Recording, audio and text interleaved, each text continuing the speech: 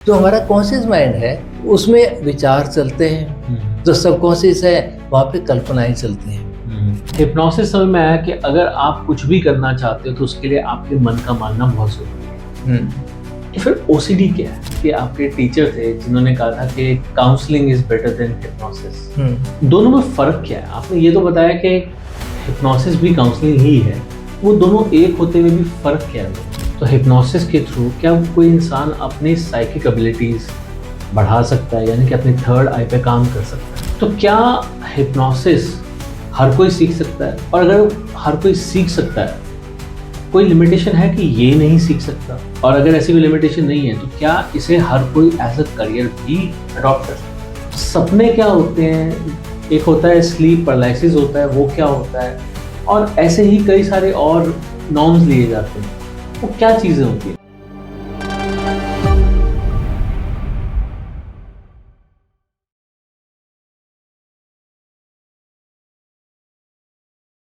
Hello friends, कड़क चाय में आप सभी का बहुत बहुत स्वागत है। आपका इतना प्यार मिल रहा है जिसके लिए हम आपके लिए बहुत बहुत आभारी हैं। आज हमारे साथ जो गेस्ट हैं वो किसी भी तारुफ के, किसी भी इंट्रोडक्शन के मोहताज नहीं है। जिस किसी ने भी आज तक हिप्नोसिस की है वो इन्हें जरूर जानता है। तो चलिए आज हम वेलकम करते हैं डॉक्टर जेपी मलिक का। तो डॉक्टर मलिक को हर कोई जानता है, इंडियन हिप्नोसिस एकेडमी से हैं और he is the founder of that academy. और जैसे मैंने पहले कहा कि ये किसी भी तारुफ के मोहताज नहीं है। तो आज हम बात करेंगे हिप्नोसिस के बारे में, पास्ट लाइफ के बारे में, स्पिरिट रिलीज के बारे में और बहुत कुछ बातें करेंगे। सो आज का हमारा पॉडकास्ट बहुत ही मजेदार होने वाला है, अंत तक जरूर हमारे साथ बने रहिएगा। तो चलिए सर, आपसे जानते हैं, थोड़ा सा बताइए, आपने जब ये एकेडमी शुरू की थी तो इसके पीछे की प्रेरणा क्या थी? पहले ना जो हिप्नोसिस का नाम जैसे सुनते थे जी तो मेरी धारणा भी वही थी जो औरों की है कि हिप्नोटिज्म का मतलब होता है कि लोगों को वश में कर लें जी या कुछ ऐसा चमत्कार कर दें जो कि वैसे होता ना हो जी। और ये मैंने ना घर पे थोड़ा बहुत, मेरे पिताजी त्राटक करते थे, वो मेडिटेशन करते थे, उनकी साइकिक एबिलिटीज काफी अच्छी थी, लेकिन वो उनको हिप्नोटिज्म का नाम देते थे कि ये हिप्नोटिज्म ही है। तो मेरे मन के अंदर ये धारणा होगी हिप्नोटिज्म एक ऐसी चीज है उसे आप कुछ भी कर सकते हैं, यानी बहुत कुछ कर सकते हैं। जो गलतफहमी सबको होती है ना, मुझे भी थी। तो जब मैं गाइडेंस काउंसलिंग का कोर्स कर रहा था, एमए करने के बाद की बात है, तो मैं अपने प्रोफेसर से मिला, सर मुझे ना हिप्नोटिज्म सीखना है, क्योंकि साइकोलॉजी का सब्जेक्ट है हिप्नोसिस, लेकिन बताया जाता है, सिखाया नहीं जाता वहाँ पे जी उसको। तो वो कह रहे नहीं नहीं, counselling is far better than hypnosis. तो आई ट्रस्टेड हिम, ठीक है जी। तो कहते हैं ना, अगर आपके मन के अंदर कोई भाव है ना तो रास्ता निकलता है जी। तो मैंने जॉब ज्वाइन करा, और जब जॉब ज्वाइन करा तो जब 5-6 साल हो गए थे, ये बात है, मैंने जॉब 82 में ज्वाइन किया था, फर्स्ट जॉब दिसंबर 82 में। और फिर 89 की बात है, मैं एक अमेरिकन ऑर्गेनाइजेशन थी उसके प्रोजेक्ट्स पे काम कर रहा था। तो उन्होंने एक कराया हमारा कोर्स, 1 महीने का रेजिडेंशियल कोर्स ट्रेनिंग स्किल्स के ऊपर, और वहां पर उन्होंने रिग्रेशन सिखाया हमें। और उन्होंने they never use the word regression, लेकिन रिग्रेशन थोड़ा बहुत हम समझते थे ना साइकोलॉजी में, भाई बचपन की बातें याद करना। तो ये 89 से फिर हमने ट्रेनिंग में रिग्रेशन करना शुरू कर दिया और बड़ा अच्छा लगता रहा। तो लेकिन मन में तो फिर भी ये था भी किसी को हिप्नोटाइज करें यार, होता है कि पता तो लगे एक बार कि मन में ये ऐसी जो छुपी हुई चीज, सब कहते हैं भाई ये बड़ा चमत्कारी चीज होती है, क्या होती है। तो एक दिन क्या हुआ, मैं रात को टीवी देख रहा था, वैसे टीवी कम देखता हूँ, वहां पे पास्ट लाइफ रिग्रेशन पे इंटरव्यू आ रहा था जी। डॉक्टर सनी सेटिन का इंटरव्यू था वो जी। और वो he was talking about regression और पास्ट लाइफ। मैंने सोचा यार रिग्रेशन तो मुझे भी आता है। तो मैंने वहां पे एक नंबर स्क्रॉल कर रहा था नीचे की तरफ, मैंने उसी पे फोन करा, रात को 9 बजे की बात है तकरीबन जी। तो मैंने कहा जी आपका ये रिग्रेशन सिखाते हैं, हिप्नोसिस भी सिखाते हो क्या? बोले हाँ जी सिखाते हैं, पर दिल्ली में कोई ब्रांच आपकी है? कहने लगा दिल्ली में हमारा कल से कोर्स शुरू हो रहा है। अच्छा। तो मैं कहा कि मुझे मौका मिलेगा? बोला जी 1 सीट बची है और 6 एप्लीकेशन है, यू कैन ट्राई करना। तो 8:30 आप आ जाइएगा हैबिटेट सेंटर में। तो मैं पहुंच गया 8:30 बजे, वहाँ पे 6 जने और थे, 7वां में था। उन्होंने सबका इंडिविजुअल इंटरव्यू लेके फिर बोले जेपी यू कम। तो मुझे बड़ा खुशी हुई। तो वहां पे जो मैंने हिप्नोसिस देखा तो लगा यार इट इज समथिंग एल्स। तो उस वक्त ना वो जो तार दिल में घूंटी लगी थी ना वो खुलना शुरू हुई कि हिप्नोसिस तो it is a sort of counselling, ये तो काउंसलिंग का प्रोसेस है। जब रियलाइज हुआ और जब जब वो हमारे उन्होंने एक्सरसाइज कराई तो हमारा जवाब ये था हिप्नोटाइज कब कराओगे? तो सवाल ये था हिप्नोटाइज कब कराओगे? वो बोले भाई हिप्नोटिज्म यही होता है। फिर ये समझ में आने लगा। तो ठीक है, मैंने फिर थेरेपी शुरू कर दी। उससे पहले ट्रेनिंग तो करता था, मैं एनजीओ की ट्रेनिंग करता था, कैपेसिटी बिल्डिंग की, टीचर्स ये करता था। तो एक दिन मैं रात को कोर्स करने के बाद की बात है, ये बात है 2006 की। तो मैं रात को एक सेशन कर रहा था, it was 10:30 in the night. और उसमें एक था कि जो मास्टर कॉलिंग एक्सरसाइज होती है या हायर ऑर्डर एनर्जीज होती हैं जो उनको बुलाने का, वो एक्सरसाइज कर रहा था मैं। और उसी में मैंने I took liberty to ask about my self. मैंने कहा जी मैं जो थेरेपी करता हूँ, हिप्नोथेरेपी करता हूँ, इसमें एनी एडवाइस फॉर मी? तो उन्होंने एक सेंटेंस बोला, when you can grow a jungle why only aim to plant a flower. तो ये बात समझ में नहीं आई मेरे, लेकिन दिल में लग गई। मैं बोला जी इसका मतलब हमने जो कहना था कह दिया, अब हम चलते हैं। तो एनर्जी डिसअपियर। तो जी मैं तो पूरी रात डिस्टर्ब हो गया कि when you can grow a jungle why only aim to plant a flower.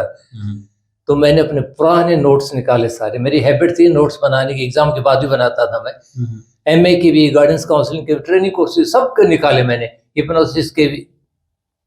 और फिर मैंने अपना कोर्स स्ट्रक्चर करा 2006 में ही, और फिर टीचिंग शुरू कर दिया साथ के साथ। तो इसका रिजल्ट अच्छा लगा तो फिर हमने एक्रेडिटेशन लिया 2007 में। और उसके बाद फिर रेगुलरली। तो मन में यही था कि जो इतना जल्दी और इतना इफेक्टिव जिसका असर होता है, और जो इतना सिंपल है, जिसका कोई साइड इफेक्ट नहीं है, तो करने में हर्ज क्या है? बिल्कुल। तो उसके बाद से शुरू किया, फिर ऐड दी कुछ दिन, तो फिर कुछ दिन टीवी प्रोग्राम करे, फिर उसके बाद अब चल रहा है ऐसे ही। और आपने उस जंगल में से आपने बहुत से फूल निकाले। हाँ, आपने बहुत से लोगों को डेवलप किया। हाँ, ये मेरा ये मानना है कि अगर मन में इच्छा होती है ना जी, तो कोई एनर्जी है, वो एनर्जी पता नहीं आपकी है या कहीं किसी और की है, वो आपको उस रास्ते पे ले जाती ही है। आप चाहे ना चाहे, लेकिन मन में एक विचार आपने छोड़ दिया ना तो डायरेक्शन आपको मिलेगी। आपने कदम उठाना है तो आप बढ़ जाओगे, कदम नहीं उठाओगे तो खड़े रह जाओगे। हाँ, रह जाओगे, फिर तो कुछ नहीं होना। चलिए, ऐसे तो शुरुआत हुई इंडियन हिप्नोसिस एकेडमी की। हाँ। इसके साथ बहुत से लोग जुड़े और बहुत से लोग प्रोफेशनल्स बने। हाँ। अब थोड़ा सा हिप्नोसिस के बारे में जानते हैं कि हिप्नोसिस, जैसे आपने बोला कि अगर कोई भी आपके मन में भाव है तो वो अगर पूरा होना है और कोई एनर्जी है तो वो उसे पूरा जरूर करवाएगी। तो हिप्नोसिस उस एनर्जी को वो बल देती है, वो करती क्या है? हिप्नोसिस का पार्ट क्या है इसमें? ओके, तो जब हिप्नोटिज्म की जो बात करते हैं तो लोग कहते हैं कि नई विद्या आ गई है, कुछ ऐसी चीज आ गई है जो कहीं बाहर से आई है। तो पहले तो उन्हें वो गलत फहमी निकालनी है। तो अगर हम अपना एंशिएंट लिटरेचर उठाते हैं तो उसमें हिप्नोसिस भरी पड़ी है। कुछ एग्जांपल मैं आपको दूंगा। और अब डेली की जो एक्टिविटीज कर रहे हैं जी, उसमें तो हम हर रोज पता नहीं कितने बार हिप्नोटाइज होते हैं, हमें पता नहीं होता कि हिप्नोसिस के अंदर है। क्योंकि उस प्रकार की चेंज नहीं आती आपके अंदर, कॉन्शियसनेस के अंदर जो चेंज आती है वो इतना नहीं आती कि आपको पता ना हो कि आप कंट्रोल छोड़ जाए। उसकी आवश्यकता भी नहीं होती इतना जाने की। तो पुराने जब हम लिटरेचर पढ़ते थे, एक ऋषि मुनि ने उसको श्राप दिया और उसको ऐसा हो गया, उसने उसका आशीर्वाद दिया, ब्लेसिंग्स दी, उसका असर हो गया। कर्ण को जब बोला गया कि तू भूल जाएगा ये विद्या जिस दिन तुझे इसकी जरूरत होगी, और वो ऐसे ही बेचारा मारा गया। परशुराम ने जिन्हें तो उनको बोल दिया था, उन्होंने स्वीकार कर लिया। हमें लगता है कहानी तो नहीं है। फिर हम आगे आ जाते, उससे पीछे की बात करें, हनुमान जी को जब कहा कि याद कर बचपन में तूने क्या क्या किया था, लंका जाना तो बहुत आसान काम है तेरे लिए, तो उसके अंदर वो शक्ति जागृत होगी। वो कहाँ थी? अंदर ही थी। यानी हमारे अंदर का जो एहसास है, जो रियल सेंस के अंदर जो एनर्जी हमारे अंदर है, उसको रियलाइज कराने में हिप्नोसिस मदद करती है। क्योंकि एक प्रकार का ये अंदर का व्यू के साथ हमें कनेक्ट करती है।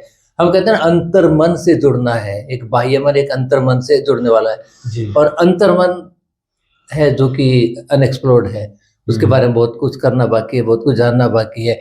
तो ऐसे हमने देखा कि गीता के अंदर बहुत सारे एग्जाम्पल हैं। अर्जुन को बताते हैं, कृष्ण जी उसकी काउंसलिंग कर रहे होते हैं कि भाई इस ज्योति से तू नहीं जान पाएगा, मैं तुझे दिव्य ज्योति देता हूँ। तो दिव्य ज्योति मेरे ख्याल से वो हिप्नोटिक स्टेट को ही कह रहे थे। तो फिर वो उनको दिखाते हैं कि युद्ध में सारे मारे गए हैं और अपना जो स्वरूप दिखाते हैं। तो वो जो दिव्य ज्योति यानी कि अपने अंदर से जोड़ के अंदर स्वरूप के से एक एहसास करना, उसका अगर हम साइंटिफिक आधार देखें, क्योंकि ये ज्यादा पॉपुलर तो मैस्मर के बाद ही हुई है, जब इसने जोड़ा कि मेडिकल में बिहेवियर मॉडिफिकेशन में इसको यूज किया जा सकता है। तो हम देखो दो स्तर की बात की हमने, एक तो बाह्य मन, एक आंतरिक मन, यानी कि कॉन्शियस माइंड और सब कॉन्शियस माइंड। जो हमारा कॉन्शियस माइंड है उसमें विचार चलते हैं, जो सबकॉन्शियस है वहां पे कल्पनाएं चलती हैं, और जो कल्पना है, कल्पना को वो हकीकत मानता है। तो जब एक कल्पना के वर्ल्ड के अंदर हम ले जाते हैं, जब ध्यान के दशा को चेंज करते हैं, तो उस वक्त जो कल्पनाएं भी होती हैं, जो विचार दिए जाते हैं, उनको सच्चाई मानकर हमारे जो न्यूरॉन है वो एक स्ट्रक्चर पैदा करते हैं, न्यूरल पाथवेज कहते हैं। और स्ट्रक्चर पे जब रेपिटेशन करते हैं तो वो स्ट्रॉन्ग हो जाते हैं, उसके माइलिन्स उसको स्ट्रॉन्ग होती चली जाती है और वो हमारे बिहेवियर का एक फाउंडेशन बन जाता है। तो हिप्नोसिस के अंदर हम वही करते हैं कि पहले तो उसकी दशा को चेंज करना है, ऐसी दशा में लाए कि वो ज्यादा एक्सेप्ट करने वाली बात हो जाए, ज्यादा सजेस्टिबल हो जाए, जो बात कही जाए कि वो उसको जल्दी से मानना शुरू कर जाए। यानी जो उसका क्रिटिसाइज करने का, जो एनालाइज करने की जो पावर है, उसको थोड़ा सबड्यू करते हैं। कुछ लोग कहते हैं ना कि वो तो बेहोशी की हालत है, ऐसा नहीं होता।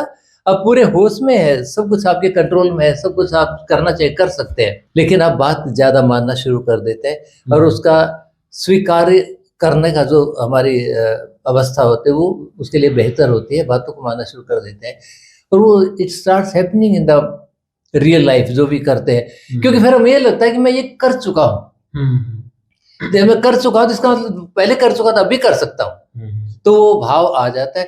इसलिए जो ये हैबिट वगैरह होती है वो ठीक करने के लिए, जो कई बार डिसऑर्डर हो जाते हैं वो ठीक करने के लिए काम आता है।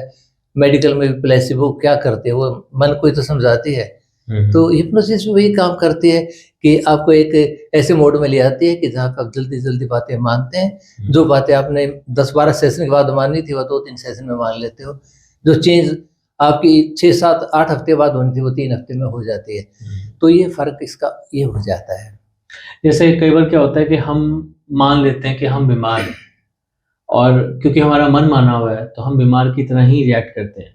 पर अगर उस बीमारी में भी हमें लगे कि नहीं मैं खड़ा हो सकता हूँ, मैं ये काम कर सकता हूँ, तो फिर वही बात है कि मन मान गया इसलिए आप वो काम कर पाए। हाँ, तो ये पार्ट जो है ये हमारा एक्चुअली हिप्नोसिस के थ्रू होता है। अब वो हमने खुद अपने आप को दिया या किसी और ने बाहर से दिया वो डिपेंड करता है, बट ये हिप्नोसिस ही है, इसे ही हिप्नोसिस कहते हैं। देखो जब हम ये मानते हैं कि मैं कमजोर हूँ और मैं कमजोर हो जाता हूँ, तो अगर मैं ये मानूं कि मैं ताकतवर हूँ तो ताकतवर नहीं होऊंगा क्या? हो जाऊंगा, बिल्कुल हो जाऊंगा। ब्रूस ली क्या था? नॉर्मल इंडिविजुअल, बहुत हल्का से जिस्म का, बहुत हल्के जिस्म का लड़का था जी, और उसकी पावर देख लो, बिल्कुल। गामा की पावर देखो, कितना वेट लिफ्ट करता था वो, अपने वेट से कई गुना ज्यादा वजन डेली उठाता एक्सरसाइज करने के लिए। ये तो मन के मानने की बात है। अब इसका एक एग्जांपल और ले, आप डेली लाइफ में देखोगे, एक बहुत मोटा आदमी पकड़ लो, कोई 150 किलो का ले लो जी, वो चलता फिरता है, सारे घर के काम भी करता है, डांस भी करता है, खाता पीता सब, उसके फिटनेस रिजीम में ले आओ, उसको 60 किलो का बना दो और फिर उसके ऊपर 90 किलो वजन रख दो, उसको बाहर में टूटना जाता है, भगवान कैसे उठाऊं। अरे पहले तो इसको उठाए फिर रहता है, पता भी नहीं था। यानी मन जो मान लेता है ना उसके लिए वो नॉर्मल हो जाता है। मन के लिए कोई बहुत ज्यादा है बहुत कम नहीं होता, उसे बस मनाना है, मनाने का एक तरीका है और हिप्नोसिस में वो बड़ा कारगर हो जाता है। चलिए, दैट्स गुड। इससे आगे बढ़ते हैं। हिप्नोसिस समझ में आया कि अगर आप कुछ भी करना चाहते हो तो उसके लिए आपके मन का मानना बहुत जरूरी है। तो फिर ओसीडी क्या है? ओसीडी देखो, ऑब्सेसिव बिहेवियर, यानी कि मन ये सोचता है कि मैं ये करूंगा तो ठीक हो जाऊंगा, एक सोल्यूशन मान रहा है, तो और सोल्यूशन उसकी प्रॉब्लम है एक्चुअली। तो सोल्यूशन करेगा तो फिर उसके अंदर कमी नजर आएगी। कई बार ऐसा होता है कि मेरे अंदर कोई कमी ना हो, हमारे अंदर एक गुण होता है, मैं परफेक्ट हो जाऊंगा जब करूंगा, तो ये परफेक्शन की बीमारी होती है। ओसीडी परफेक्शन की बीमारी और कुछ नहीं है। जो भी करता है उसे फिर लगता है कि नहीं नहीं कहीं हुआ या ना हो, फिर दोबारा से फिर कराएं, और वो एक प्रकार के वो कहते हैं इम्पेशेंट हो जाता है, और वो करके ही मानता है, बार बार करता है। ऐसे आपके पास जब क्लाइंट आएंगे तो वो बड़ा इंटरेस्टिंग होता है, आपके पास फोन करेंगे, सर कल मुझे आपके एक सेशन की जरूरत है, टाइम दिए, आपने दीजिए 4 बजे आ जाइएगा। आधे घंटे बाद फिर आ जाएगा, सर एक सेशन के लिए टाइम चाहिए, फिर आप बताएंगे मैंने आपको दिया तो 4 बजे, ऐसा हो गया। पता नहीं कितनी बार रात को फोन आएगा आपके पास, 3-4 बार आएगा, क्योंकि उनको ये रहता है शायद कमी रहेगी, कहीं मैंने ना बताया हो। तो वो अपनी इम्परफेक्शन को परफेक्शन में बदलने की कोशिश होती है, और उसी के लिए जो बिहेवियर में कंपेल हो जाता है। वहां पर अगर उसका पेशेंस लेवल आप बढ़ा दो, सिर्फ पेशेंस लेवल बढ़ा दो, तो सीधी ठीक हो जाता है। इतना आसान है अगर वो बढ़ाया जाए तो। लेकिन जब ये ज़्यादा गहरा हो जाता है तो इसमें इम्बैलेंस भी हो जाता है, केमिकल इम्बैलेंस हो जाता है, तो दवाई की भी आवश्यकता पड़ती है। कोई ले रहा है तो बंद नहीं कराएंगे, लेकिन उसकी कुछ ऐसी प्रैक्टिस अगर हम कराएं जिसमें पेशेंस ज़्यादा हो। योगिक क्रिया क्या है सारी, जिसे हठयोग कहते हैं, हठयोग जैसी कोई क्रिया है। कहते भाई क्या उसे हम योगासन में बिठा कर हठयोग कराएंगे? नहीं, उसे सिंपल समझाए। जैसे कहता है क्या अभी आपको प्रॉब्लम जी, मेरा ये मैं बार बार सोफे को साफ करता हूँ, बर्तन को साफ करता हूँ, ठीक आप करिए, आपको कौन रोक रहा है। लेकिन जब भी आप करने जाए थोड़ी देर रुक के कर दीजिए। कितनी देर रुकना है? 5 सेकंड तो रुकिए सर, लेकिन 5 सेकंड देख के रुकिए, 5 सेकंड हुए अब आप करता हूँ। तो फिर धीरे धीरे पेशेंस बढ़ा देते हैं। अगर वो पेशेंस लेवल बढ़ जाता है तो फिर वो कंपल्सन धीरे धीरे ठीक होना शुरू हो जाती है। इतना आसान है अगर वो प्रैक्टिस कराए तो। हर लोग कई इसे छोड़ देते हैं, वरना इसमें ऐसे फंस जाते हैं, नहाने घुसते हैं, साबुन को आधे को उसी में लगा देते हैं, 2 घंटे तक नहा रहे, फिर कोई गंदगी नजर आती है, कोई गंदगी होती नहीं, वो यहाँ कहीं कुछ घूम रहा होता है दिमाग के अंदर, और उसे बाहर से साफ करने की कोशिश करता है। ऐसा ही देखो विलियम शेक्सपियर ने मैकबेथ में लिखा, लेडी मैकबेथ जो बार बार हाथ धोती थी, वो ओसीडी था कि मन में कि साफ हुआ नहीं हुआ, गंदगी तो नहीं रहेगी कोई, तो वही था ओसीडी। वो परफेक्शन वाली प्रॉब्लम है, तो जिंदगी में परफेक्ट कोई होता नहीं है।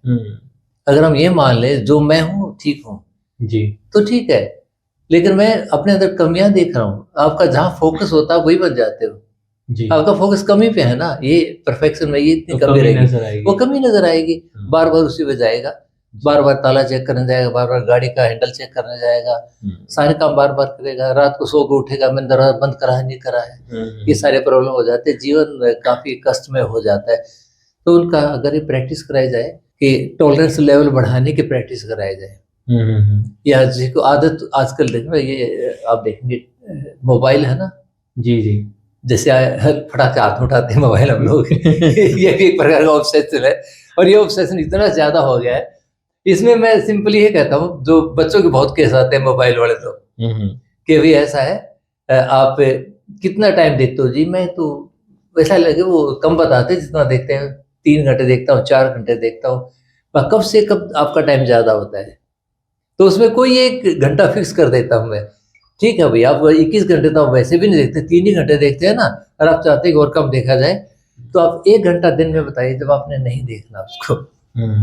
तो ठीक है 3 से 4, ठीक है 3 से 4 आप मोबाइल नहीं देखेंगे, कुछ भी हो जाए, और 3 बजे उनको याद आएगा मोबाइल देखना है, क्योंकि मना करा है ना, वो याद आएगा और बार बार भागेगा। अगर उस लालसा को रोक गया ना, तो धीरे धीरे फिर उसको 1 घंटे में 2 घंटा, 2.5 घंटा, 3 घंटा ऐसे बढ़ा दे, और फिर बिल्कुल नॉर्मल हो जाएगा। तो वो जो हुक सी उठती है ना, कहीं हुक सी दिल में उठती है, वो हुक को रोकना है बस, वो एक बार रोकना सीखे तो ठीक हो जाएगा ओसीडी में। लेकिन प्रैक्टिस थोड़ा सा, इसलिए कहते हैं प्रैक्टिस अपने से शुरू करो। सवेरे उठने को दिल करता है ना, लेकिन आँख खुलते फिर सोने को दिल करता है। उस दिल को अपना गुलाम बनाओ, उसके गुलाम ना बनो, ओसीडी ठीक हो जाएगी। मतलब पेशेंस पे काम करना बहुत, पेशेंस पे काम करना जरूरी है इसमें। सर जैसे बैक्टीरिया होता है, एक होता है बैड बैक्टीरिया, एक होता है गुड बैक्टीरिया। जैसे प्रोबायोटिक है, वो गुड बैक्टीरिया माना जाता है। ओसीडी एक तरह की बीमारी मानी जाती है, ठीक है, पर वो पेशेंट्स के साथ जुड़ी हुई है। कभी कोई ऐसा पेशेंट भी आपके पास आया जो कि गुड ओसीडी लेके आया हो, जैसे किसी को पढ़ने की बीमारी है, हाँ, मेडिटेशन क्या है, त्राटक के जो आते हैं ना, हाँ, जो त्राटक की प्रैक्टिस करने लग जाते हैं, शुरू में बड़ा उनको ऑर्डर लगता है, आंखों में दर्द होता है, लेकिन जब उनके विजुअल बनने शुरू हो जाते हैं ना, इमेजिनेशन आना शुरू होती है, कुछ कुछ उसके अंदर दिखाई देता है, तो उनको उससे आनंद आने लग जाता है, और वो बैठे हैं तो बैठे हैं, ऐसे देखते रहते हैं कई कई घंटे तक, 3-3, 4-4 घंटे तक। उनकी फैमिली लाइफ डिस्टर्ब हो जाती है। तो वो जो आते हैं ना, उनको हम कहते हैं भाई अति सर्वत्र वर्जित। आपका वो खाना आपकी सेहत के लिए जरूरी है, लेकिन कितना, क्या उसे खाते जाएंगे? तो वहां पे भी वो पाबंदी लगानी है उस पे। ये जो अच्छा है, मेडिटेशन बहुत बढ़िया चीज है, लेकिन ये बहुत बुरी बीमारी है जो लग जाती है किसी को। दिल करता है यार खो जाए शांति, सब कुछ, बैठे हैं बस, बैठे हैं। इतने जरूरी नहीं है, हमें जितना जरूरी है उतना ही करें। अगर आप 10-15 मिनट भी कर लेते हैं, मोर देन इनफ होता है। लेकिन वो कह नहीं भाई देखो 2 घंटे 4 घंटे तो होना ही चाहिए। नहीं भाई, थोड़ा सा हो, ताकि आप अपने आप पे ध्यान लगा सके, थोड़ा सा अपना इंट्रोस्पेक्शन कर सके, और वो उतना काफी होता है। मतलब क्वालिटी पे फोकस करना है, क्वांटिटी पे फोकस नहीं करना। हाँ, क्वांटिटी तो हम दूसरों को दिखाने के लिए होती है ना, जी जी, ये बताने भाई मैं 2 घंटे मेडिटेशन करता हूँ, करता क्यों, जाके बैठा रहता हूँ। तो वो बात नहीं है ना। हाँ, किसी का वेरिफिकेशन अगर आपको चाहिए, कोई वो उसका अप्रूवल देगा, तो आपकी अपनी कमजोरी है। तो अधिकतर लोग उसके चक्कर में भी आ जाते हैं। सर, आपने शुरुआत में एक बात बोली कि आपके टीचर थे जिन्होंने कहा था कि counselling is better than hypnosis. दोनों में फर्क क्या है? आपने ये तो बताया कि हिप्नोसिस भी काउंसलिंग ही है, पर वो दोनों एक होते हुए भी फर्क क्या है दोनों में? काउंसलिंग और हिप्नोसिस टेक्निकली देखा जाए दे आर नॉट डिफरेंट, लेकिन जिस ढंग से लोग समझते हैं उस ढंग से पूरा डिफरेंट लगती है। काउंसलिंग का मतलब क्या है? एक रियलाइजेशन पैदा करना क्लाइंट के माइंड में कि what is right, what is wrong जी, और वो खुद उसके बेसिस के ऊपर वो डिसीजन ले। तो उसके लिए जरूरी है कि वो समझे इसमें पॉजिटिव पार्ट क्या है, नेगेटिव पार्ट क्या है, वो सारा वो समझे। इंपॉर्टेंट वो होता है, ये काउंसलिंग के अंदर करा जाता है। और काउंसलिंग के लिए पहले एक अच्छा रेपो बनना चाहिए, अंडरस्टैंडिंग अच्छी होनी चाहिए, विश्वास वाली बात होनी चाहिए, ताकि आपकी बात पे वो यकीन करे, उसकी बात पे आपको भी यकीन करना है, तभी वो आपकी बात पे यकीन करेगा। वो एक रियलाइजेशन करने का प्रोसेस में बार बार एक लंबे टाइम तक मिलना होता है। तो ये काउंसलिंग होगी। तो काउंसलिंग में स्टेप्स होते हैं जी। अब मैं काउंसलिंग कुछ स्टेप बताऊंगा, आप कंफ्यूज हो जाएंगे मैं हिप्नोसिस से बात कर रहा है काउंसलिंग की कर रहा हूँ। काउंसलिंग के स्टेप, काउंसलिंग में पहला स्टेप ये होता है जब आपकी क्लाइंट से ठीक ठाक अंडरस्टैंडिंग है, क्लाइंट अगर डिस्टर्ब हालत में आता है, आपने उसको रिलैक्स कराना है। रिलैक्स कराने के लिए प्रोग्रेसिव मस्कुलर रिलैक्सेशन टेक्निक का यूज करना है। जी बिल्कुल, प्रोग्रेसिव रिलैक्सेशन वही हिप्नोसिस तो है, वही करते हैं, पूरा वही है, यानी माइंड को काम डाउन उसमें कर रहे हैं। उसके बाद उसे जो भी आपने काउंसलिंग करी उसकी इमेजरी क्रिएट करेंगे तो जल्दी स्वीकार हो जाएगी। इमेजिनेशन तो प्योर हिप्नोसिस हो गया। तो हिप्नोसिस को हम अगर अलग निकाल देते हैं काउंसलिंग से तो वो मुझे अधूरी लगती है, क्योंकि अगर आपने उसने बात समझी नहीं, बगैर समझे आप उसको बताएंगे तो मानेगा भी नहीं। इसलिए तो कहते हैं ना पहला सेशन बड़ा इंपॉर्टेंट होता है हिप्नोसिस के अंदर। पहला सेशन में क्या होता है, उसमें सारी काउंसलिंग तो होती है, अंडरस्टैंडिंग डेवलप करना और हमने क्या सजेशन देना है, आपके अंदर क्या चेंज चाहिए। इसलिए क्लाइंट से पूछते हैं ना भी व्हाट इज द इशू, बताइए क्या है और आप चाहते क्या है, और तो उससे अगली बात करते हैं। वो अगर हो जाता है तो आपके जीवन में क्या सकारात्मक फर्क पड़ेगा, उसे पूछा जाता है और वही उसको फिर इमेजिनेशन के अंदर कराया जाता है। यानी काउंसलिंग में हमने कॉन्शियस लेवल पे इंटरवेंशन कर दिया है और हिप्नोसिस में उसको कंसोलिडेट कर दिया है सबकॉन्शियस लेवल पर। तो कंप्लीट तो थेरेपी और काउंसलिंग मिलाकर ही होता है, इसलिए इसको हिप्नो काउंसलिंग भी कहते हैं। हाँ, इसका एक कोर्स है हिप्नो काउंसलिंग। हाँ, हिप्नो काउंसलिंग भी कहते हैं, क्योंकि कोई भी काउंसलिंग विदाउट थेरेपी के इनकम्प्लीट होती है। काउंसलिंग में कहा जाता है ना, इमोशंस को बैलेंस कराना है, कैथारसिस कराना है, कहा जाता है ना, इमोशंस को बैलेंस कराया जाता है। तो काउंसलिंग इमोशंस को बैलेंस करने का एक तरीका है। और इमोशन जब आदमी इमोशनल स्टेट में होता है तो हिप्नोटिक स्टेट में होता है। उसमें कई बार वो उसका कॉन्शियस माइंड ब्लॉक हो जाता है, कहते हैं गुस्से में कुछ भी कर दिया मैंने तो भाई, मैंने सोचा नहीं ना। बिल्कुल। तो काउंसलिंग और हिप्नोसिस को आप वैसे टेक्निकली आप अलग कह सकते हैं, लेकिन अगर कंप्लीट प्रोसेस की बात की जाए तो कंप्लीट काउंसलिंग का एक छोटा सा सेगमेंट है हिप्नोसिस। और कई लोग हिप्नोसिस को इसमें यूज करना नहीं चाहते, जैसे डॉक्टर सिगमंड फ्राइड थे, वो हिप्नोसिस से शुरू करते हैं पहले, फिर उसे लगा भी नहीं तो इसमें तो मेरा नाम तो आएगा ही नहीं, तो उसने साइको एनालिसिस शुरू करा। साइको एनालिसिस क्या होता है? पूरा हिप्नोसिस तो होता है, वो धीरे धीरे उसको याद दिलाते चले जाओ, वो पूरा हिप्नोसिस तो है, दूसरे नाम से आप दे रहे हैं। तो साइकोलॉजी के टूल में बहुत जगह आप पाओगे जहां पर कोई टेंशन क्रिएट की जाती है या कहीं पे बहुत रिलैक्स कराया जाता है, वो सारा हिप्नोटिक स्टेट हो जाता है। क्योंकि हम हिप्नोसिस को समझते हैं कि वो जो सो रहा है वो हिप्नोसिस नहीं, जब आपके ब्रेन वेव चेंज हो जाते हैं तो हिप्नोटिक स्टेट हो जाती है, आप ज्यादा सजेस्टिबल हो जाते हो, बातें मानना शुरू कर देते हो, आप पे असर होना शुरू हो जाता है। तो इनमें टेक्निकली कोई फर्क नहीं है, बस लेवल का फर्क है। अगर काउंसलिंग है तो ये मान लीजिए कि कॉन्शियस लेवल पर बातें कर रहे हैं, उसमें ज्यादा सेशन चाहिएंगे। जब हिप्नोसिस वर्ड जुड़ जाता है, सबकॉन्शियस माइंड की इंटरवेंशन भी आ जाती है, वो कम सेशन में उसका काम हो जाता है। अब सर सवाल उठ के आता है कि क्या हिप्नोसिस के थ्रू अगर कोई सेल्फ डेवलपमेंट करना चाहता है तो हिप्नोसिस के थ्रू क्या कोई इंसान अपनी साइकिक एबिलिटीज बढ़ा सकता है, यानी कि अपनी थर्ड आई पे काम कर सकता है? देखो, हिप्नोसिस का मतलब है ब्रेन वेव को चेंज करना। कोई भी आप मेडिटेशन करते हो तो ब्रेन वेव ऑटोमेटिकली चेंज हो जाते हैं। कोई भी आप मेडिटेशन करते हो, लगातार करते हो, साइकिक एबिलिटीज आपकी अपने आप बढ़ना शुरू हो जाते हैं, अपने आप बढ़ना शुरू हो जाते हैं। आप कहते हो यार ये विचार तो मेरे मन में आया था, कोई आता है, आते आपके मन में आपको कुछ बातें समझ आने लग जाती है, अरे ये तो मैं सोच रहा था शायद ये बात कहेगा, वो डेवलप हो चुका होता है। तो अगर आप मेडिटेशन करते हैं, देखो आप अगर आपने भगवत गीता में पढ़ा होगा, भगवान कृष्ण बताते हैं मेडिटेशन करने के तरीके जो कहते हैं, वो एक खुली आंख से और एक बंद आंख से। जो बंद आंख वाला है वो कहते हैं आप अपने भ्रुकुटी पर, इस एरिया पर ध्यान लगाएं और अपने सांस को सम करें, यानी आप कॉन्शियसनेस को स्प्लिट करके आईज को ऊपर फोकस करते हैं, तो आप ध्यान की अवस्था में चले जाते हैं। तो आप ध्यान में चले गए, इस एरिया को हम थर्ड आई बोलते हैं ना, और वैसे हिप्नोसिस करके आप कहते हैं 5 4 3 2 1 एंड 0 डीप स्लीप यहाँ करते हैं जी। तो यहाँ उसे कनेक्टिविटी करते हैं, एक एहसास के लिए है, समझ लीजिए। इसके और भी कारण है, साइकोलॉजिकल और दूसरे कारण भी है।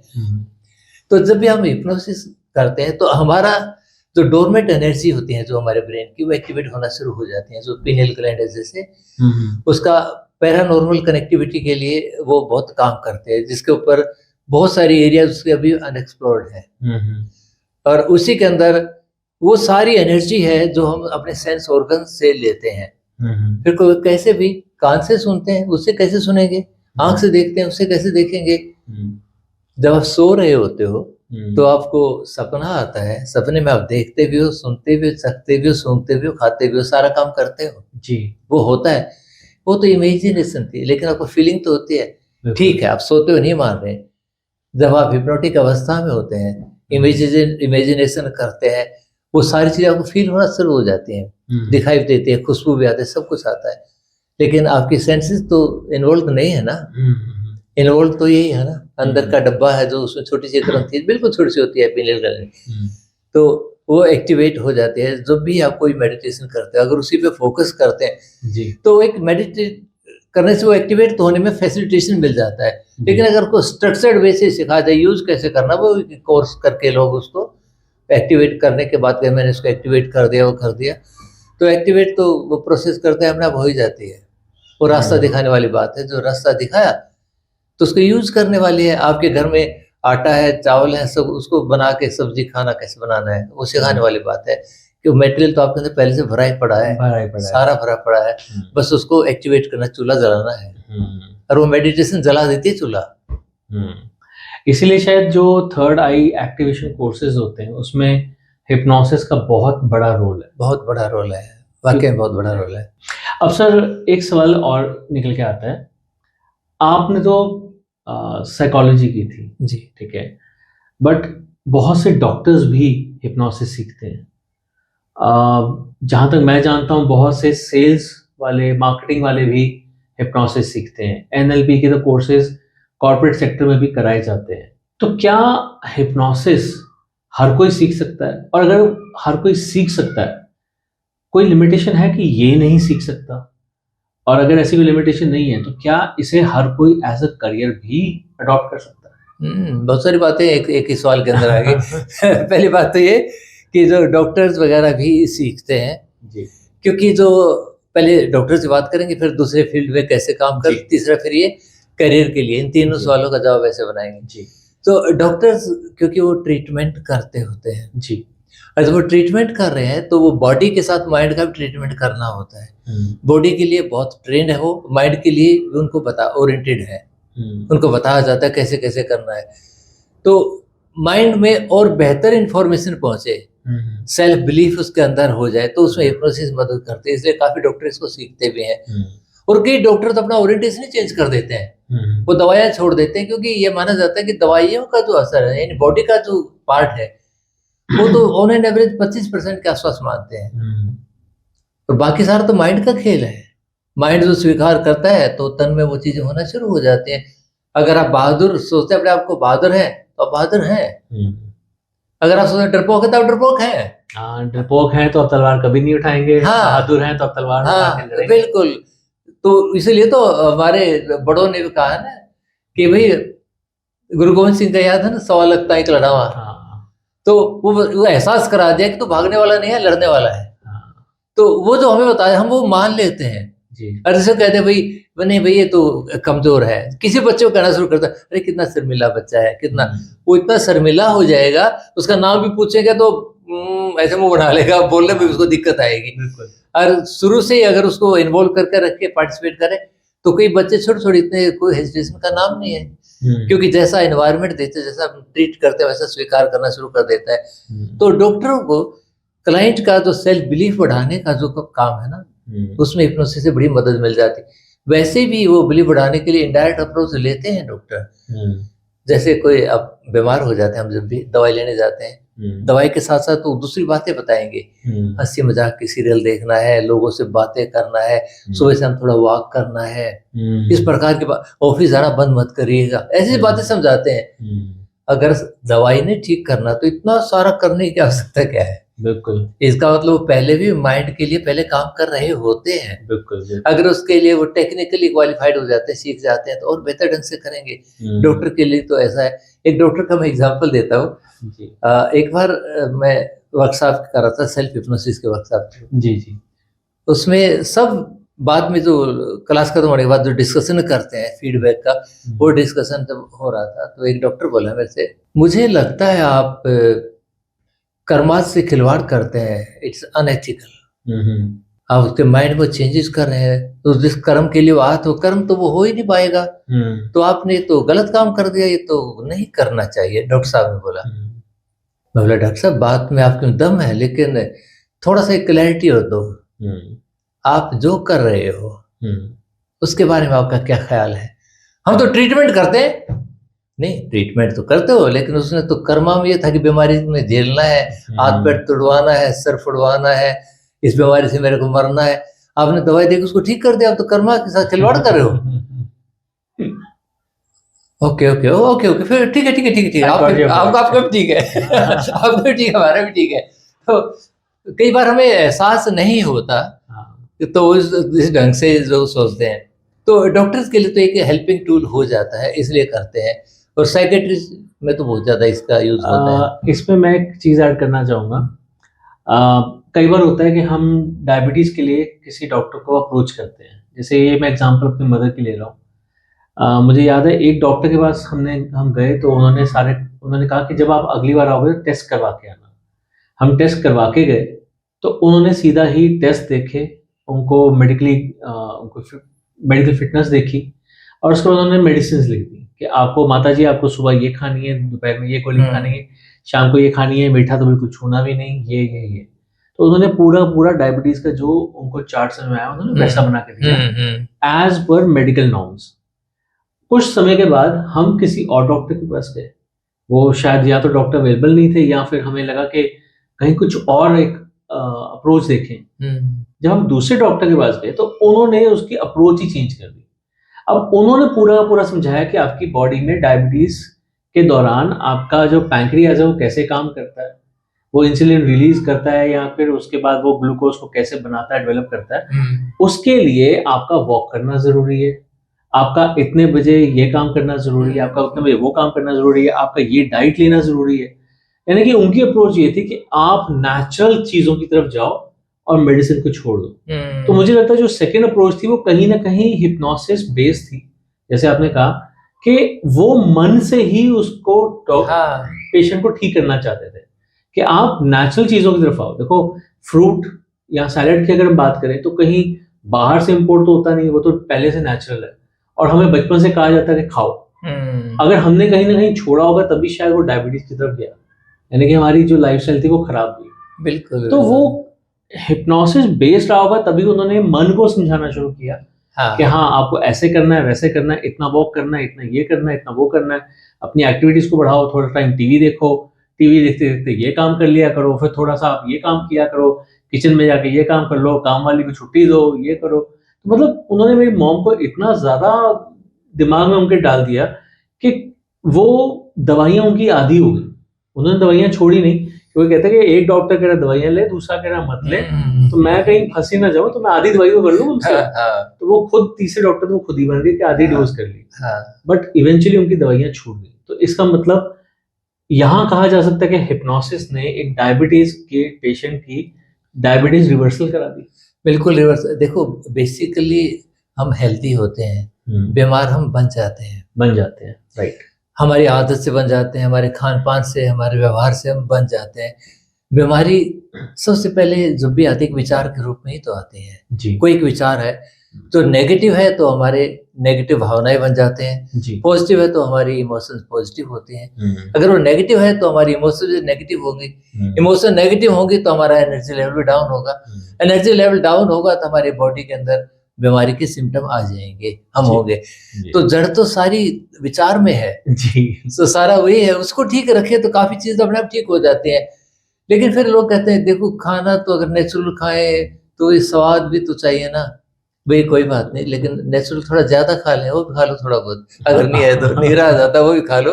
लेकिन अगर नेचुरल ढंग से रहे, आप देखिए जो हमारा पालतू कुत्ता होता है और जो गली का कुत्ता होता है, पालतू कुत्ते को हर बार डॉक्टर को दिखाना रो, कभी उसके पेट में दर्द हो है, कभी कुछ हो जाता है, क्योंकि वो नेचुरल खाना नहीं खा रहा। हम उसे अच्छी अच्छी चीजें खिला रहे हैं, माना कि अच्छा अच्छा मैंने ये खिला दिया। लेकिन जो गली में रहने वाला है ना, जो इधर उधर छोटा मोटा खाने वाला, वो हेल्दी रहता है क्योंकि डेली वो 20 किलोमीटर की रेस लगाता है वो।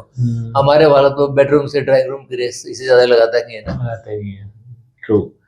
ठीक है सर, अपने क्वेश्चन पे वापस आते हैं, सेकंड पार्ट। अच्छा, दूसरा जो सवाल पे आ जाते हैं कि दूसरे एरियाज में भी ये क्या हेल्प करता है नहीं करता है। जी।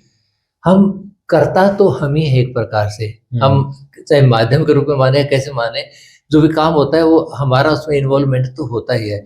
और इन्वॉल्वमेंट की जो पहली चीज है वो तो हमारे विचार में होती है।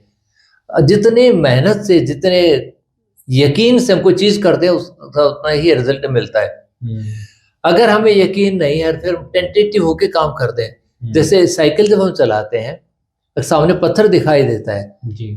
अगर हम डर जाते हैं लग ना जाए तो पत्थर के 100% लगेगी साइकिल, लगेगी। और नहीं तो जब आपका हो गया मैं चला रहा तो कैसे लगेगी। लोग तार पे भी चलाते हैं। तो सारी बात तो मन के अंदर है जी। जिस भाव से काम करते हैं उस भाव से हमारा रिजल्ट आना शुरू होता है। चाहे वो कम्युनिकेशन की स्किल है, चाहे वो बिजनेस स्किल है, चाहे वो फिजिकल एबिलिटीज की बात करें वो भी। अब खेलों को लीजिए, अब हर खेल के अंदर एक साइकोलॉजिस्ट आजकल दिया जाता है। बिल्कुल जी। पहले नहीं होता था, लेकिन धीरे धीरे वो आ गए ना। उन्हें पता है कि माइंड की पावर का कितना बड़ा रोल है इसके अंदर। कहते हैं money makes the mare go, मैं कहता हूँ कि mind makes the work done. Mind ही है जो कराता है। एक यकीन से करते हैं। एक अंधेरे में बच्चा बैठा है, माँ बाप नहीं देख रहे, बैठे खेलूंगा, दूसरा अंधेरा देख के चीखने लग जाता है। बिल्कुल। जो मन ने मान लिया उसने उसी के अंदर वही चीज दिखाई देगी जो उसके मन ने मान लिया है। तो बिजनेस के अंदर दूसरा ये कि कुछ बातें ऐसी होती है जो ना कहे तो ज्यादा अच्छा होता है। वो कम्युनिकेशन की जो हीलिंग पार्ट जो आता है, काउंसलिंग पार्ट आता है, उसके अंदर आ जाता है। जैसे हम बच्चों को कहते हैं बेटा टीवी नहीं देखना, मैं जब तक आऊँ घर पे, तो आपका बच्चा टीवी ही देखेगा क्योंकि आपने उसको रिमाइंड करा दिया है। तो इस प्रकार जो कम्युनिकेशन के अंदर जो सुधार की बातें हैं वो भी आ जाती हैं। फोकस करने की बात आ जाती है कि करोगे तो होगा, यत्न कृत यदि सिद्ध्यति कोत्र दोष। अगर नहीं हो रहा यत्न करने से तो दोष देखिए कहाँ रह गया है। क्योंकि इनपुट का आउटपुट होगा ही होगा, action and reaction are equal and opposite, वो होगा ही होगा। और तुम यकीन से करते हो तो यकीन से होता है, तो उसका असर ही होता है। तो इसलिए हर फील्ड पे लागू हो जाता है। जहां मानव है वहां मन है, जहां मन है, मन की शक्ति है, वहां पे हिप्नोसिस है, काउंसलिंग है, और वो उसी रूप में वो काम करेगी ही करेगी। जहां मानव है वहां मन है, जहां मन है वहां पर हिप्नोसिस है। हाँ बिल्कुल है। और मन के बगैर क्या चीज है? कुछ भी तो नहीं है, कुछ भी नहीं। हर चीज पीछे मन है, तो ये तो बहुत जरूरी है। मैं श्रोताओं को बताना चाहूँगा कि मैंने भी सर से ही हिप्नोसिस सीखा हुआ है। तो पहले तो मैं ये क्लियर कर देता हूँ कि ये मेरे भी सर हैं। और दूसरी चीज़ मैं बताना चाहूँगा कि जब मैंने इनको अप्रोच किया तो उससे 3-4 दिन पहले ही सर ने मेरा एक पॉडकास्ट देखा और देख के कहते ये तो गुरप्रीत है। और 3-4 दिन के बाद ही मेरा कॉल चला गया। तो वही बात है कि जहाँ मानव है वहाँ मन है, जहाँ मन है वहाँ हिप्नोसिस है। सर ने याद किया और मेरा कॉल चला गया। लॉ ऑफ अट्रैक्शन इसे कहते हैं। इसे कहते हैं। इसे कहते हैं, क्योंकि जो मन में आता है। जी, तो अब हम तीसरे सवाल पे। तीसरा सवाल है करियर का। जी, करियर का 2-3 चीजों के रूप में मैं इसको समझाना चाहूंगा। हिप्नोसिस का अगर करियर की बात की जाए, पहले हम WHO पे जाते हैं। WHO ये कहता है कि 1000 के जहाँ पे पॉपुलेशन है वहाँ एक डॉक्टर तो होना ही चाहिए। राइट। अब इंडिया के अंदर देखते हैं रेशियो क्या है डॉक्टर्स का, 800 कुछ है। यानी उनसे बेटर हमारा क्वालिफाइड डॉक्टर की बात कर रहा हूँ, जो हमारे जो 5-6 साल का कोर्स करके आते हैं जी, एलोपैथी डॉक्टर्स भी, जैसे MBBS, MD। हाँ, ये इनकी बातें कर रहा हूँ। उनका रेशो मैंने पढ़ा था 2-3 साल पहले, पुराना डाटा था, वो 800 कुछ था। यानी अब बेटर होगा, अब और भी बेटर होगा। और फिर उसके बावजूद भी डॉक्टर्स की हमें कमी महसूस होती है, डॉक्टर कम है जी। इसके अलावा अल्टरनेटिव सिस्टम के डॉक्टर इससे कहीं ज्यादा ही होंगे, कम नहीं होंगे। उसके अलावा ट्रेडिशनल हीलर हर घर में भरे पड़े हैं। इतने सारे कुछ होने के बाद भी जरूरत है। अब आते हैं माइंड हीलर कितने हैं, साइकोलॉजिस्ट कितने हैं, टेक्निकल हिप्नोथेरेपिस्ट कितने हैं साइकोलॉजिस्ट में भी अगर देखा जाए, तो अगर आप गिनने जाएंगे तो उंगलियों गिन लेंगे असली क्वालिफाइड है। हिंदुस्तान की पॉपुलेशन रफली 1.5 अरब लगा लो, रफली, वैसे 144 करोड़ या 45 बताते हैं अभी जी। तो 150 करोड़ में अगर एक होता है 1000 पे, तो कितने हो गए? पता नहीं कितने हो गए, बहुत सारे। 15 लाख तो होने चाहिए। 15 लाख हो गए, राइट। 15 लाख तो फिर भी हो गए। उसके बाद स्पेशलिस्ट हो जाते हैं, अगर तो उसका मतलब अगर 500 पे को तो 30 लाख हो गए। इतना तो स्कोप है। और अवेयरनेस जो बढ़ेगी तो बढ़ेगा। अब अवेयरनेस भी कितनी है, लोग तो इसको जादू समझ के बैठे होते हैं, तो वो तो आते ही नहीं। इसके बाद बहुत सारे लोग तो जानते ही नहीं। साइकोलॉजिस्ट के पास मैं पागल थोड़ी हूँ मैं जाऊंगा, ऐसा बोलते हैं, मैं पागल थोड़ी हूँ मैं इसके पास जाऊंगा, मैं तो ठीक हूँ। तो वो भाव जब है वो जानते नहीं भी साइकोलॉजी ही तो सारा इसके पीछे सारा काम कर रही है। तो हमारी इतनी रिक्वायरमेंट तो अभी है और ये बढ़ेगी। कोई वेट मैनेजमेंट का स्पेशलिस्ट, कोई फोबिया का स्पेशलिस्ट, कोई रिलेशनशिप का, जितने सारे इश्यूज हैं उनके अलग अलग स्पेशलिस्ट भी हो जाते हैं। एक चीज और देखना, जो स्पेशलिस्ट होते हैं वो ज्यादा बिजनेस अट्रैक्ट करते हैं जर्नलिस्ट की बजाय। आप देखेंगे जो जर्नलिस्ट डॉक्टर है उसके पास रिस्क ज्यादा जाए, लेकिन स्पेशलिस्ट के पास जो जाएंगे ना, बिजनेस का वॉल्यूम उसमें देखो कम नहीं मिलेगा, ज्यादा मिलेगा, ज्यादा मिलेगा, तो उसका एक्सपर्टीज भी ज्यादा हो जाता है। इसलिए आप हिप्नोथेरेपी में आप जर्नलिस्ट भी बन सकते हैं, स्पेशलिस्ट भी बन सकते हो, जैसा चाहे दोनों ढंग से कर सकते हैं जी। वो आपका स्कोप तो बहुत है। एक तो चीज ये स्कोप की बात है जी। दूसरा हम देखते हैं कि स्टेटस की बात भी है। जो मेरा अनुभव है, देखिए मैं पिछले 40 साल से ज्यादा हो गया, मेरे को 42 ईयर्स हो गए हैं। तो मैंने जो हिंदुस्तान में भी, हिंदुस्तान से बाहर भी बहुत सारे देशों के अंदर महसूस जो करा है, आपको लोग इग्नोर तो नहीं कर सकते। ये हो सकता है आपको as a psychologist, as a therapist, as a hypnotherapist, they may like, they may dislike, but they can not ignore you. आपको एक स्पेशल निगाह से तो देखा जाता ही जाता है। हालांकि ये बात अलग है कि मैंने कई बार देखा है कि न्यूज चैनल पे भी कई बार से कहते हैं दिल्ली की सड़कों पे घूम रही लुटेरी आंखें ये हिप्नोटाइज कर लेंगे। इस प्रकार का जो गार्बेज है फिल्मों में दिखाया जाता है, सीरियल में दिखाया जाता है, उसकी वजह से गलतफहमियां ज्यादा हो रही हैं लोगों में। जो गलतफहमियां घटती जा रही हैं, तो स्कोप भी बढ़ता जा रहा है और स्टेटस भी बढ़ता जा रहा है, क्योंकि जी। आपको इग्नोर नहीं किया जाता। और तीसरी बात ये है, जब भी हम कहीं कोई काम करते हैं, कहीं पर भी काम करें, हमारा एक अंदर से एक भावना है, मैं ऐसे कर लूं, लेकिन जब आप जॉब कर रहे होते यू आर नॉट अलाउड, आपको तो उसी में आना है। लेकिन अगर आप अपने ढंग से ये काम कर रहे होते हैं, थेरेपिस्ट हैं, तो इसमें आप इनोवेशंस कर सकते हैं, एक्सपेरिमेंटेशन कर सकते हैं, तो उसके प्रिस्क्राइब नॉर्म के अंदर सब कुछ कर सकते हैं। तो इसमें आपका सेल्फ एक्सप्रेशन भी हो जाता है। वो तो ये है ना, अगर आप कपड़े धोते हैं तो हाथ तो आपके धुल जाते हैं ना, बिल्कुल। जब आप हीलिंग कर रहे हैं तो आपकी हीलिंग तो अपने आप होगी सारी की सारी, राइट। आपका कैथारसिस हो गया, तो आपकी भी मेंटल हेल्थ इससे इम्प्रूव होती है, तो खुद के लिए भी ये बेहतर होता है। तो हर ढंग से देखें, स्कोप भी है, लोगों में सर्विस भाव भी आप करते हैं, उनके हेल्थ के लिए काम करते हैं, नेशन की हेल्थ के लिए। हमारा हिंदुस्तान का है हेल्थ फॉर ऑल, एक लेके चले हुए हैं कि टारगेट, तो उसमें भी हमारा कुछ कंट्रीब्यूशन हो जाता है लोगों के लिए। अगर आप मानसिक रूप से स्ट्रॉन्ग करते हो तो दूसरी बीमारियां घटेंगी ही, कम ही होंगी, बढ़ेंगी नहीं कम से कम। तो वहाँ भी आपका भाव है। तो हिप्नोसिस का करियर में स्कोप है, इसमें जनरल काउंसलिंग के लिए भी है और स्पेशलाइज्ड एक्टिविटी करने के लिए भी है। तो इसमें करियर की कोई चिंता नहीं है, बल्कि स्कार्सिटी है, अभी कमी है। इस चीज़ के बारे में आपको बताना चाहूँगा कि मैंने कॉर्पोरेट में भी जॉब किया हुआ है और मैंने एज एन एंटरप्रेन्योर भी काम किया हुआ है, और मैंने देखा है कि इसमें बहुत बड़ा फ़र्क है। आप एज जॉब में रहते हुए आप बहुत ज़्यादा बाउंड होते हो, आपको एक दिन भी कहीं जाना है तो आप वो टाइम नहीं निकाल सकते, अपने लिए टाइम नहीं निकाल सकते। यहाँ पर जैसे सर ने कहा कि आप इनोवेशंस कर सकते हो, अपने आप के साथ काम कर सकते हो, और सबसे बड़ी बात है, जब आप देखते हो कि आपके पेशेंट्स अच्छे हो रहे हैं, तो वो जब पेशेंट्स अच्छे होते हैं तो आपको एक अंदर से जो खुशी मिलती है, तो शायद आपने कभी भी उस चीज़ को महसूस नहीं किया होगा कि वो कैसी खुशी मिलती है। तो अगर आप इसे एज अ करियर भी चूज करते हैं तो डेफिनेटली आप बहुत अच्छा महसूस करने वाले हैं।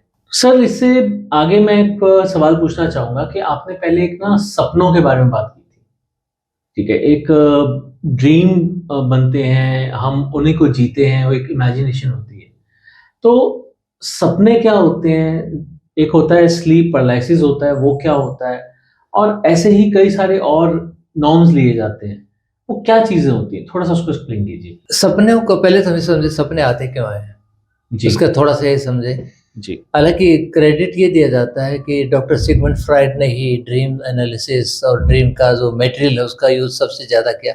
हालांकि उसका काम बहुत ज़्यादा है, लेकिन उससे पहले कोई ड्रीम पे काम नहीं होता था, ये सच नहीं है। हमें तो लॉर्ड बुद्धा की माँ को भी सपना ही आया था, जब उसके देखा था कि जो उनके जन्म से पहले की बातें थी, यानी उस वक्त से राजा जनक को भी सपना ही आया था कि वो सपने में भीख मांग रहा है अष्टावक्र से, फिर उसने एनालिसिस करवाया था। तो ये तो कोई हजारों साल पहले की बात कर रहे हो जी। फ्राइड तो अभी हुआ है 125 साल पहले, 150 साल पहले जी। तो ये तो चल रहा था। ये हम पूरा क्रेडिट इनको नहीं देंगे, लेकिन क्रेडिट इस रूप में जाता है कि इन्होंने सपने के मटेरियल को ट्रीटमेंट में जैसे यूज कराना है, that is wonderful.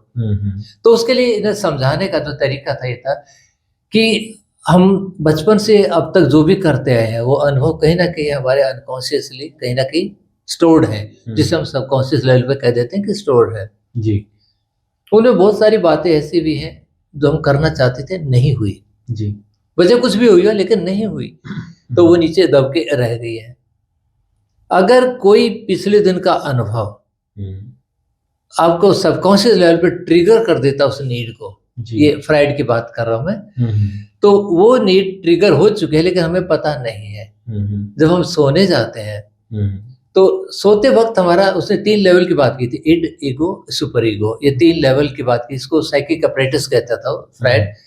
Psychic apparatus, end का मतलब जो वो इच्छाएं हैं, ईगो का मतलब एग्जिस्टिंग सिस्टम, उसको कितना परमिशन देता है, सुपर ईगो का मतलब आपकी कॉन्शियसनेस। हालांकि ये कॉन्सेप्ट हमारा है, तामसिक, राजसिक, सात्विक गुण, वही तो है इड, ईगो, सुपर ईगो, अलग नहीं है। लेकिन ये फ्राइड के नाम पे भी पढ़ाई जाते हैं, हमारे पुराने ग्रंथों में सब में भरी पड़ी है सारी चीजें। तो जब सोते हैं तो हमारी ईगो भी तो सो जाती है, यानी कि ब्रेन कॉन्शियसनेस वो तो सो जाती है ना, राइट। इसलिए वो जो नीड है जो इड में है वो सेटिस्फाई होना चाहते हैं। लेकिन जिस रूप में वो रोकी गई है, अगर उसी रूप में सेटिस्फाई हो वो, तो हो सकता है नींद डिस्टर्ब होकर हमारी आंख खुल जाए। इसलिए एक ड्रीम प्रोसेस उसका नाम दिया कि वो सिंबल्स में कन्वर्ट कर दी जाती हैं जी। वो सिंबल जो कि हमें एक्सेप्टेबल होते हैं, कॉन्शियसली भी एक्सेप्टेबल होते हैं जी। और वो सिंबल्स में जब आप देखते हैं तो वो नीड को सेटिस्फाई करने का एक मौका मिल जाता है। तो फ्रायड ने इस रूप में इसको समझाने की कोशिश की थी। जैसे एक एग्जांपल है, ये एग्जांपल मैं तकरीबन हर स्टूडेंट को बताता हूँ जी। कि एक बच्चे को सपना आया कि एक चूहा बिल्ली की पिटाई कर रहा है। अच्छा। और वो सपना उसको बार बार आ रहा है। तो वो जब उसका एनालिसिस करने के लिए गई, ये कहीं इसकी यूरोप की कहीं की बात है, पुराना कोई केस है जी। तो उन्होंने पाया कि उनकी जो टीचर थी ना वो बहुत सख्त थी और लड़के के मन में ही आती थी, मैं छोटा हूँ इसलिए तू मुझे मारती है, गुस्सा करती है, बड़ा होता तो मैं ही कर देता। तो सपने में सिंबल बन गया, बिल्ली मैडम बन गई। अच्छा। और चूहा वो खुद बन गया और चूहा बिल्ली को पीट रहा है, यानी उसको दबी हुई इच्छा थी ना, वो उसको वो पूरा कर रहा है। तो उस रूप में सिंबल्स में कन्वर्ट होके तो वो एक्सेप्टेबल था, बिल्ली और चूहे को एक्सेप्ट करता था, कॉन्शियसली डिस्टर्ब नहीं होता है उसके बारे में। तो ड्रीम प्रोसेस नीड सेटिस्फाई करने के लिए सिंबल बना, इजी सिंबल बना देता है और उस एक्सपीरियंस से हमें वो सेटिस्फेक्शन मिल जाती है जी। तो ये एक बात की। लेकिन ड्रीम इतना ही नहीं है, सिंबल्स की भी थोड़ी सी बात करेंगे। ड्रीम इतना ही नहीं है, ड्रीम में कुछ ऐसे भी होते हैं एक सपना बार बार आए, कोई सपना ऐसा होता है जो पुरानी बातें हो चुकी है वो सपने में आ जाए, कभी कभी ऐसा होता है फ्यूचरिस्टिक सपना हमें आ जाता है जी, तो जो आगे होने वाला है और आप देखते हैं उस चीज बाद में एज इट इज हो रही है। तो ये सारी चीजें क्या है, तो इसमें अगर फ्रायड ने कहे तो फ्रायड ने कहा कि दो पहलू की बातें करते हैं वो कहते हैं कि एक तो साइकोलॉजिकल ड्रीम होते हैं जिसमें इमोशंस होते हैं, रोते हैं, हंसते हैं, एक जिसमें फिजिकल होते हैं जैसे मार पिटाई, भाग दौड़। ये दोनों प्रकार के सपनों का उन्होंने जिक्र कहा कि ऐसे होते हैं।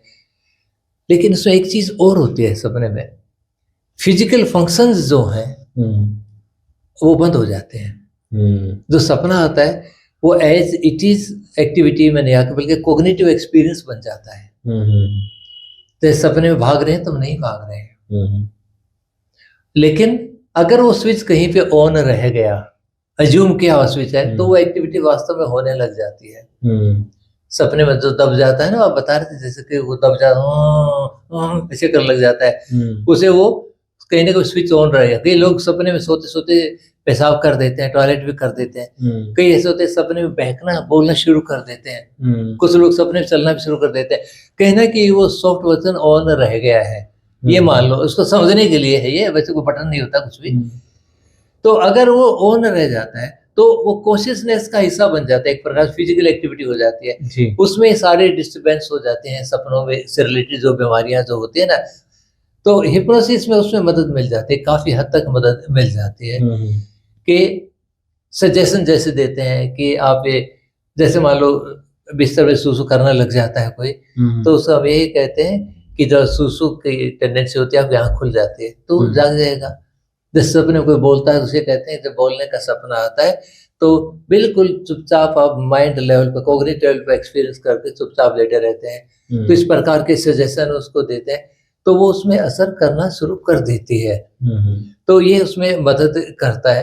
तो सपना एक ऐसा है, मुझे तो लगता है कि जीवन और मृत्यु के बीच का जो एक खालिस्तान है सपना पूरा करता है। मुझे अपना ये लगता है कि वो एक ऐसा वर्ल्ड है जो हमें उसे डायमेंशन के बारे में बताता है, जो कि शायद जीवन के बाद की डायमेंशन है या इसकी ट्रांजिशनल डायमेंशन होगी कोई, उस रूप में लगता है। आप अपना भी देखेंगे तो आपको कई सपने ऐसे आए होंगे जो सच्चे होंगे, वो हर इंसान को आते हैं। बिल्कुल। और मैंने किसी जगह बताया था, मैं आपसे बता रहा हूँ कि इवन मैंने तो अपने एग्जामिनेशन के पेपर देखे हैं, एक बार नहीं, कई साल लगातार देखे हैं। एक ही पेपर देखता था, एक ही सवाल याद रहता था, वही सवाल आता था और सबसे पहले बता देता था मैं। ये मैंने अपनी किताब में भी लिखा है। तो ये सारे अनुभव, तो इसलिए वो एक कॉन्सेप्ट ऐसा हो जाता है कि जो टाइम और स्पेस है वो जो सबकॉन्शियस लेवल पे जो खत्म हो जाती है सपना उसका वो प्रूफ दे रहा है, जो का फ्यूचरिस्टिक ड्रीम जिसको हम साइकिक ड्रीम कहते हैं, वो प्रूफ दे रहा है कि वो तो चीज आगे होने वाली है। वो देख, तू आज देख रहा है और ये 1 दिन बाद, 2 दिन बाद या 6 महीने बाद वो हो रही है। तो इसका मतलब टाइम स्पेस सबकॉन्शियस लेवल की जब बात करते हैं, they do not exist at all. तो सपना तो उसका एक प्रूफ दे रहा है, आपको थोड़ा समझने के लिए एक मटेरियल दे रहा है। अरे बच्चों समझ जाओ, कॉन्शियस माइंड तो कुछ नहीं है। इसलिए हमारे जो पुराने जो ग्रंथों की बातें है ना, वो कहते हैं ना, यथा पिंडे तथा ब्रह्मांडे। ब्रह्मांड में जो कुछ है वो आपके अंदर पहले से ही मौजूद है जी। उसी को हम साइकिक एक्टिविटी कहते हैं ना, कि आप कहीं भी कनेक्ट हो सकते हो। हमारे ऋषि मुनि वही तो करते, चांद तारों के बारे में सब कुछ बता दिया पहले से ही। विजिट करना जरूरी थोड़ी है। तो क्या इसे ही हम एस्ट्रल ट्रैवल भी कह सकते हैं? हाँ देखो, एस्ट्रल ट्रैवल का इसको 2 रूप में समझना जी। कई लोग कहते हैं कि मैं एस्ट्रल ट्रैवल करा, उसने मेरा ट्रैवलिंग करा दिया, मेरे को इमेजिन करा, यहाँ से मैं कनाट प्लेस पहुंच गया, ये इमेजिनेशन है। लेकिन एस्ट्रल ट्रैवल एक प्रकार का अगर साइकिक एक्सपीरियंस है, जहाँ पे जाके उसका आप अनुभव करते हैं वो चीज वहां पे ऐसे ही है, तो एस्ट्रल ट्रैवलिंग तो वो मानी जाएगी। जैसे रिमोट व्यूइंग है, वो एस्ट्रल ट्रैवलिंग का एक पार्ट माना जाएगा, कि आपने एक्चुअली वहां जाकर वो चीज देखी है। और ये पॉसिबल है, ये पॉसिबल है। इसमें कमी आती है, कॉन्शियस माइंड का जितना इंटरफेरेंस होता है ना, उतना कम हो जाता है। महाभारत में इसका तो पूरा जिक्र है ना, देखा वो संजय पूरा युद्ध बताते हैं, वहां बैठे बैठे सारा युद्ध बताते हैं। और फिर जो संजय से बाद में पूछते हैं धृतराष्ट्र, धरती ऊपर से कैसे दिखाई देती है? वो एक सवाल करा उन्होंने, धरती ऊपर से कैसे दिखाई देती है? जमीन पे बैठा हुआ तो ऊपर जाके नहीं देख सकता ना। उसने कहा जी, 2 पीपल के पत्ते जो जुड़े हुए हो, जैसे खरगोश बैठा हुआ हो, ऐसी ऐसी लगती है, ये उन्होंने कहा। इसका फिर नक्शा रामानुजम ने खींचा, जब वर्ल्ड मैप बनता है पूरा उससे। तो ये आपकी कनेक्टिविटी जो एस्ट्रल ट्रैवलिंग में तो साइकिक रिमोट व्यूइंग से जोड़ के ज्यादा ठीक से समझता एस्ट्रल ट्रैवलिंग को, तो आप उससे कनेक्ट हो जाते हैं और आप एक्चुअली वहीं पर होते हैं जी, वहीं पर होते हैं जहाँ आप थॉट जाते हैं। इसको थॉट ट्रैवलिंग भी कह देते हैं, कि थॉट के साथ ट्रैवल करना।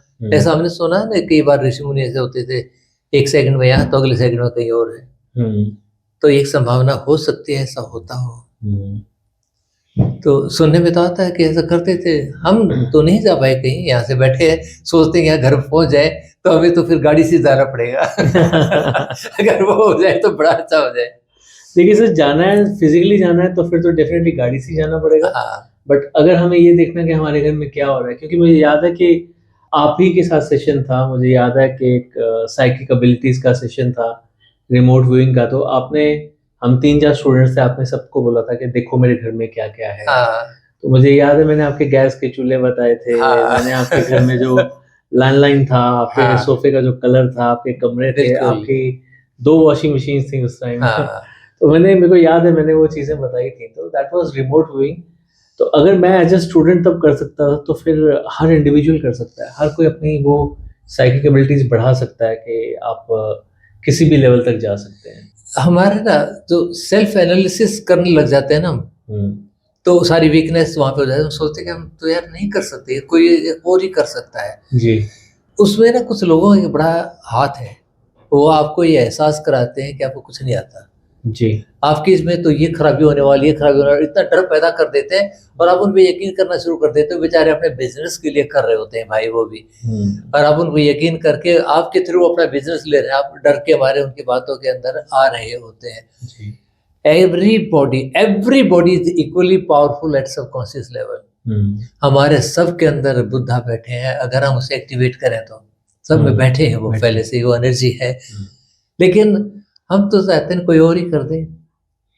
वही बात है ना, आपने जैसे कहा था कि हर किसी के अंदर हर चीज की कैपेबिलिटी है, बस उस कैपेबिलिटी से आप कैसे जुड़ना चाहते हो, आपके अंदर भाव कैसे हैं, वो काम आपका खुद का हिप्नोसिस के थ्रू होता है। हिप्नोसिस आप उसके साथ कनेक्ट करते हैं तभी होता है। बिल्कुल बिल्कुल राइट।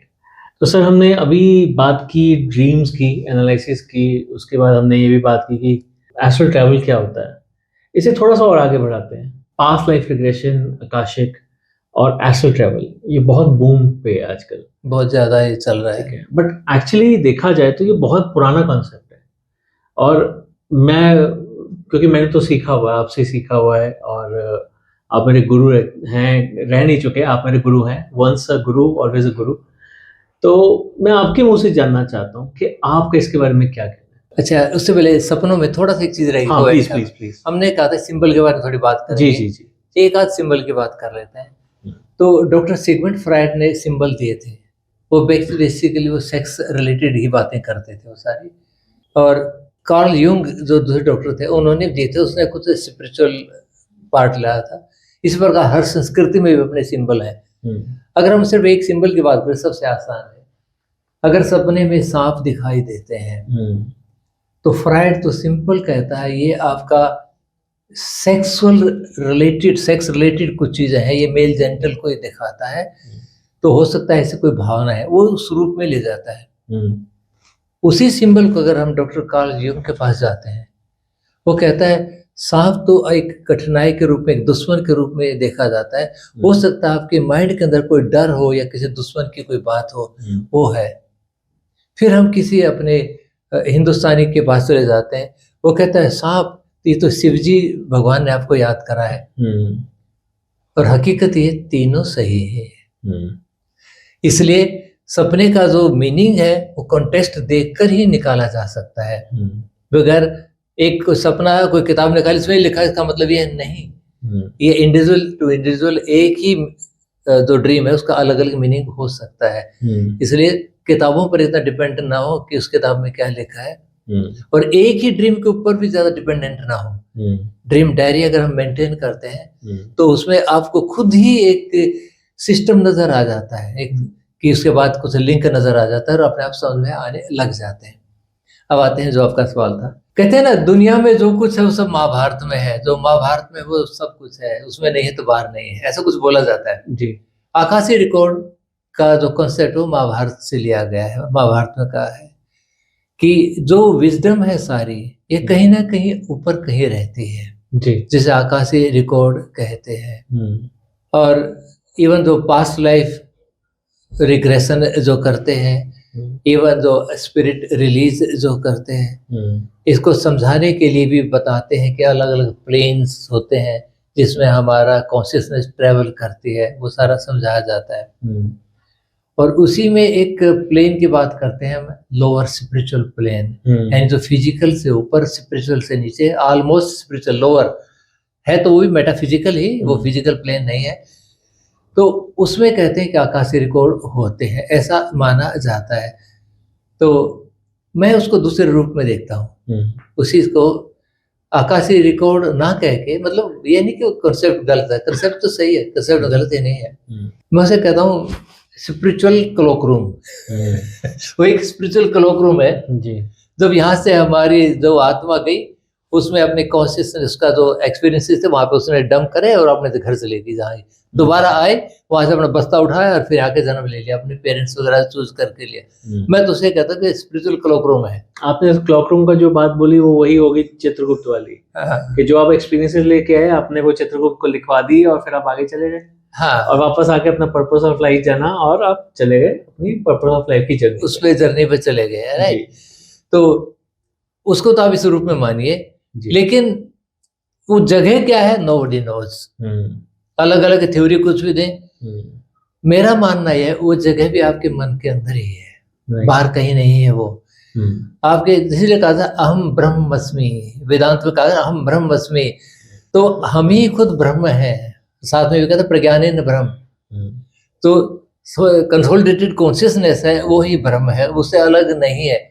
और दूसरा अपनी संस्कृति में भी कहा जाता है हिंदुस्तानी में कण कण में भगवान, हर चीज में भगवान है, यानी कि 5 एलिमेंट्स को भगवान का रूप दिया गया है, तो वो भी एक रूप में माना जाता है और साइकिक का वो बेस है। अब इसका दूसरे एग्जांपल लेके चले, आपकी कोई सेल लेते हैं, चाहे बाल से ले, खाल से ले, हड्डी से ले, मांस से ले, आपका डीएनए सेम है और उस डीएनए में आपके बारे में सारी इंफॉर्मेशन है, राइट। जब हम मर जाते हैं जी तो एनर्जी तो चेंज होती नहीं ना, एनर्जी तो रहती है, उसका फॉर्म चेंज होती है। तो जो भी चीज था, डीएनए था, जो चीजें थी वो खत्म नहीं हुई है, वो दूसरी फॉर्म में चली गई है जी। अगर हम मिट्टी में मिल गए हैं, जल के मरे या गाड़ के मरे, कैसे भी है, पौधे में उसका समावेश हो गया, या किसी जीव ने खा लिया तो उसके अंदर समावेश हो गया, तो वो किसी और चीज में मिक्स हुआ। इसका मतलब क्या हुआ, we are a mixed DNA.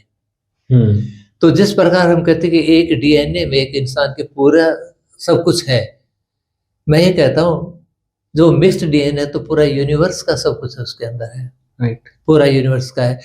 यह है कि हमें उसको देखना आना चाहिए। वो देखना आने के लिए फिर हम पीनियल ग्लैंड पे काम करते हैं, जिसे हम साइकिक कहते हैं। तो वो तो आपके डीएनए को एक्चुअली हम अपने डीएनए के दरवाजे खोल रहे होते हैं, उसके अंदर से उसको देखते होते हैं बाहर। ये नहीं है कि मैं वहां से लाऊंगा, 5 मील ऊपर बैठा है वो क्लोकरूम, उससे निकाल कर लाऊं, नहीं, वो क्लोकरूम आपके अंदर ही है, सब कुछ आपके अंदर है। आपने उससे कनेक्ट होना है बस, और उससे इंफॉर्मेशन आ जाती है, ये मिल जाती है, इंफॉर्मेशन तो मिल जाती है। इसमें भ्रम भी काफी होते हैं, क्योंकि कई बार लोगों की अपनी इमेजिनेशन भी चल जाती है। अगर उसकी इच्छाएं बीच बीच में आ रही है ना, कॉन्शियस माइंड लेके आ रहा है बीच बीच में, तो मैनिपुलेशन करने के चांसेस रहते हैं। इसलिए उसको जो ट्रांस को ज्यादा स्टेबलाइज कराया जाता है जी, ज्यादा स्टेबलाइज कराया, ताकि वो क्वेश्चनिंग मोड में ना रहे, और फिर उसकी कनेक्टिविटी उससे अच्छी हो जाती है। तो आकाशीय रिकॉर्ड तो एक प्रकार से आपका जो सोल का जो डेवलपमेंट हुआ है, जो प्लेन्स ऑफ एग्जिस्टेंस में जिस प्रकार आपकी ग्रो करके गई है जी, तो वो सारा रिकॉर्ड है, वो है सारा लाइफ प्लान वगैरह भी है उसके अंदर, सब कुछ उसके अंदर है। उसकी कनेक्टिविटी से आपको पता लग जाना चाहिए। लेकिन जितना इजीली कह दे उतना इजीली होता नहीं, उसकी थोड़ी प्रैक्टिस की बातें होती है। अपने कॉन्शियस माइंड को वाक्य में साइलेंट करना आना चाहिए, होना चाहिए, तो ये आ जाता है। और जो पास्ट लाइफ का है वो इससे बड़ा रिलेटेड है साइकिल, इससे पास्ट लाइफ किसकी पास्ट लाइफ सोचना है भाई, पिछले जन्म में क्या था मैं, ये मैं कौन है? मैं आत्मा को मैं कहता हूँ ना, आत्मा तो मरती ही नहीं, तो पिछले जन्म तो हुआ ही नहीं, पर वो पिछले जन्म वो जो किसी और शरीर के रूप में, राइट, ये बात है ना जी। तो इसलिए अगर हम कहें कि पिछला जन्म तो होता ही नहीं है, तो सोल का तो नहीं होता, उसकी तो वही लाइफ चल रही है जी। और जो उसके साथ जो माइंड जुड़ा है, माइंड में सारी अनुभूतियां, सबकॉन्शियस माइंड है, वो सोल के साथ जुड़ता है, और वो क्लोकरूम में वही रहता है, प्रिमिटिव माइंड। हाँ, वही रहता है जी। वो सोल नहीं रहती क्लोकरूम में, वो माइंड का जो सारा एक्सपीरियंस वही वहां पे रहता है जी। तो हमारा जो माइंड है, तो माइंड सारे अब जितने लेवल पार करा, इवन आप अपने जो 500 प्लेन कहते हैं, जिससे हमारा जो स्पिरिचुअल प्लेन है, उसके अंदर भी आप जितना ऊपर तक गए हैं, वो सारा आपके अंदर पहले से ही है, वो सारा है, उसको आपने पूरा करना है जी। लेकिन अगर आगे तक भी जाना है, हम मानते हैं कि आखिरी तो हम मोक्ष की बातें करते हैं, हम लोग उसमें निर्वाण की बातें करते हैं, तो आपने फिर मर्ज होना है, या आपने जहाँ से गए थे वहाँ पे पहुँचना है, तो सारा कुछ लेवल पार करना है। तो कुछ सीढ़ियाँ बची होती हैं, उनको पूरा करने के लिए फिर जब धरती पे आते हैं, जैसे गीता में भी कहा ना कि अधर्म को मिटाने के लिए मैं बार बार आता हूँ जी, तो वो आते हैं, और आने के बाद फिर हम अपने पेरेंट्स को चूज करते हैं जी। ये बड़ा इंटरेस्टिंग है, क्योंकि चूज करने में हमारी मदद डेफिनेटली हमारे जो दूसरे हितकारी सोल होते हैं, जैसे कहते हैं गाइड वगैरह, जो कहते हैं स्पिरिट गाइड, जो वो मदद करते हैं, बताते हैं पोटेंशियल स्कूल कहाँ पे जो पे अभी पढ़ाई कर सकते हैं, तो वो यानी कि वो पेशेंट्स बताए जाते हैं सारे।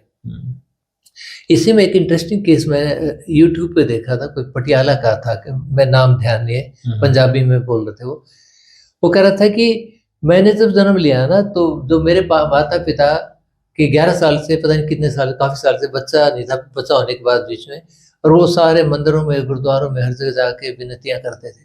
तो मैंने रिक्वेस्ट किया कि मुझे परमिशन दो कि मैं चला जाता यहाँ, मैं ऊपर से परमिशन लेके फिर इनके पास आया था। वो उस प्रकार बता रहा था, तो मैं I could connect this with this, कि हम अपने पेरेंट्स को चूज करते हैं, उसके साथ कनेक्ट हो जाते हैं, फिर जन्म लेते हैं। तो जो पास्ट लाइफ किसकी, यानी कि शरीर पिछले कुछ टाइम पहले कौन से शरीर के साथ जुड़े थे, उसको हम पास्ट लाइफ कह देते हैं। और इसका ये तो क्वेश्चन अब टेक्निकली है नहीं कि होती या नहीं होती, ये तो जबरदस्ती लोगों ने कह रखा है होती या नहीं होती। साइंटिफिकली इतना ज्यादा प्रूव हो चुके, इतने ज्यादा टेस्ट हो चुके, इतने केसेस पा चुके हैं, इतनी रिसर्च हो चुकी है हिंदुस्तान में, हिंदुस्तान से बाहर भी काफी कुछ हो चुकी है, तो इस पर बहुत डाउट की बात तो नहीं है। लेकिन होता कैसे है उस पर डाउट है। मेन चीज वही है ना, साइंस तो जब मानता है जब उसको पूरा काज एंड इफेक्ट आ जाएगी, ऐसा करने से ऐसा हो जाएगा, क्योंकि साइंस तो बहुत लिमिटेड नॉलेज है।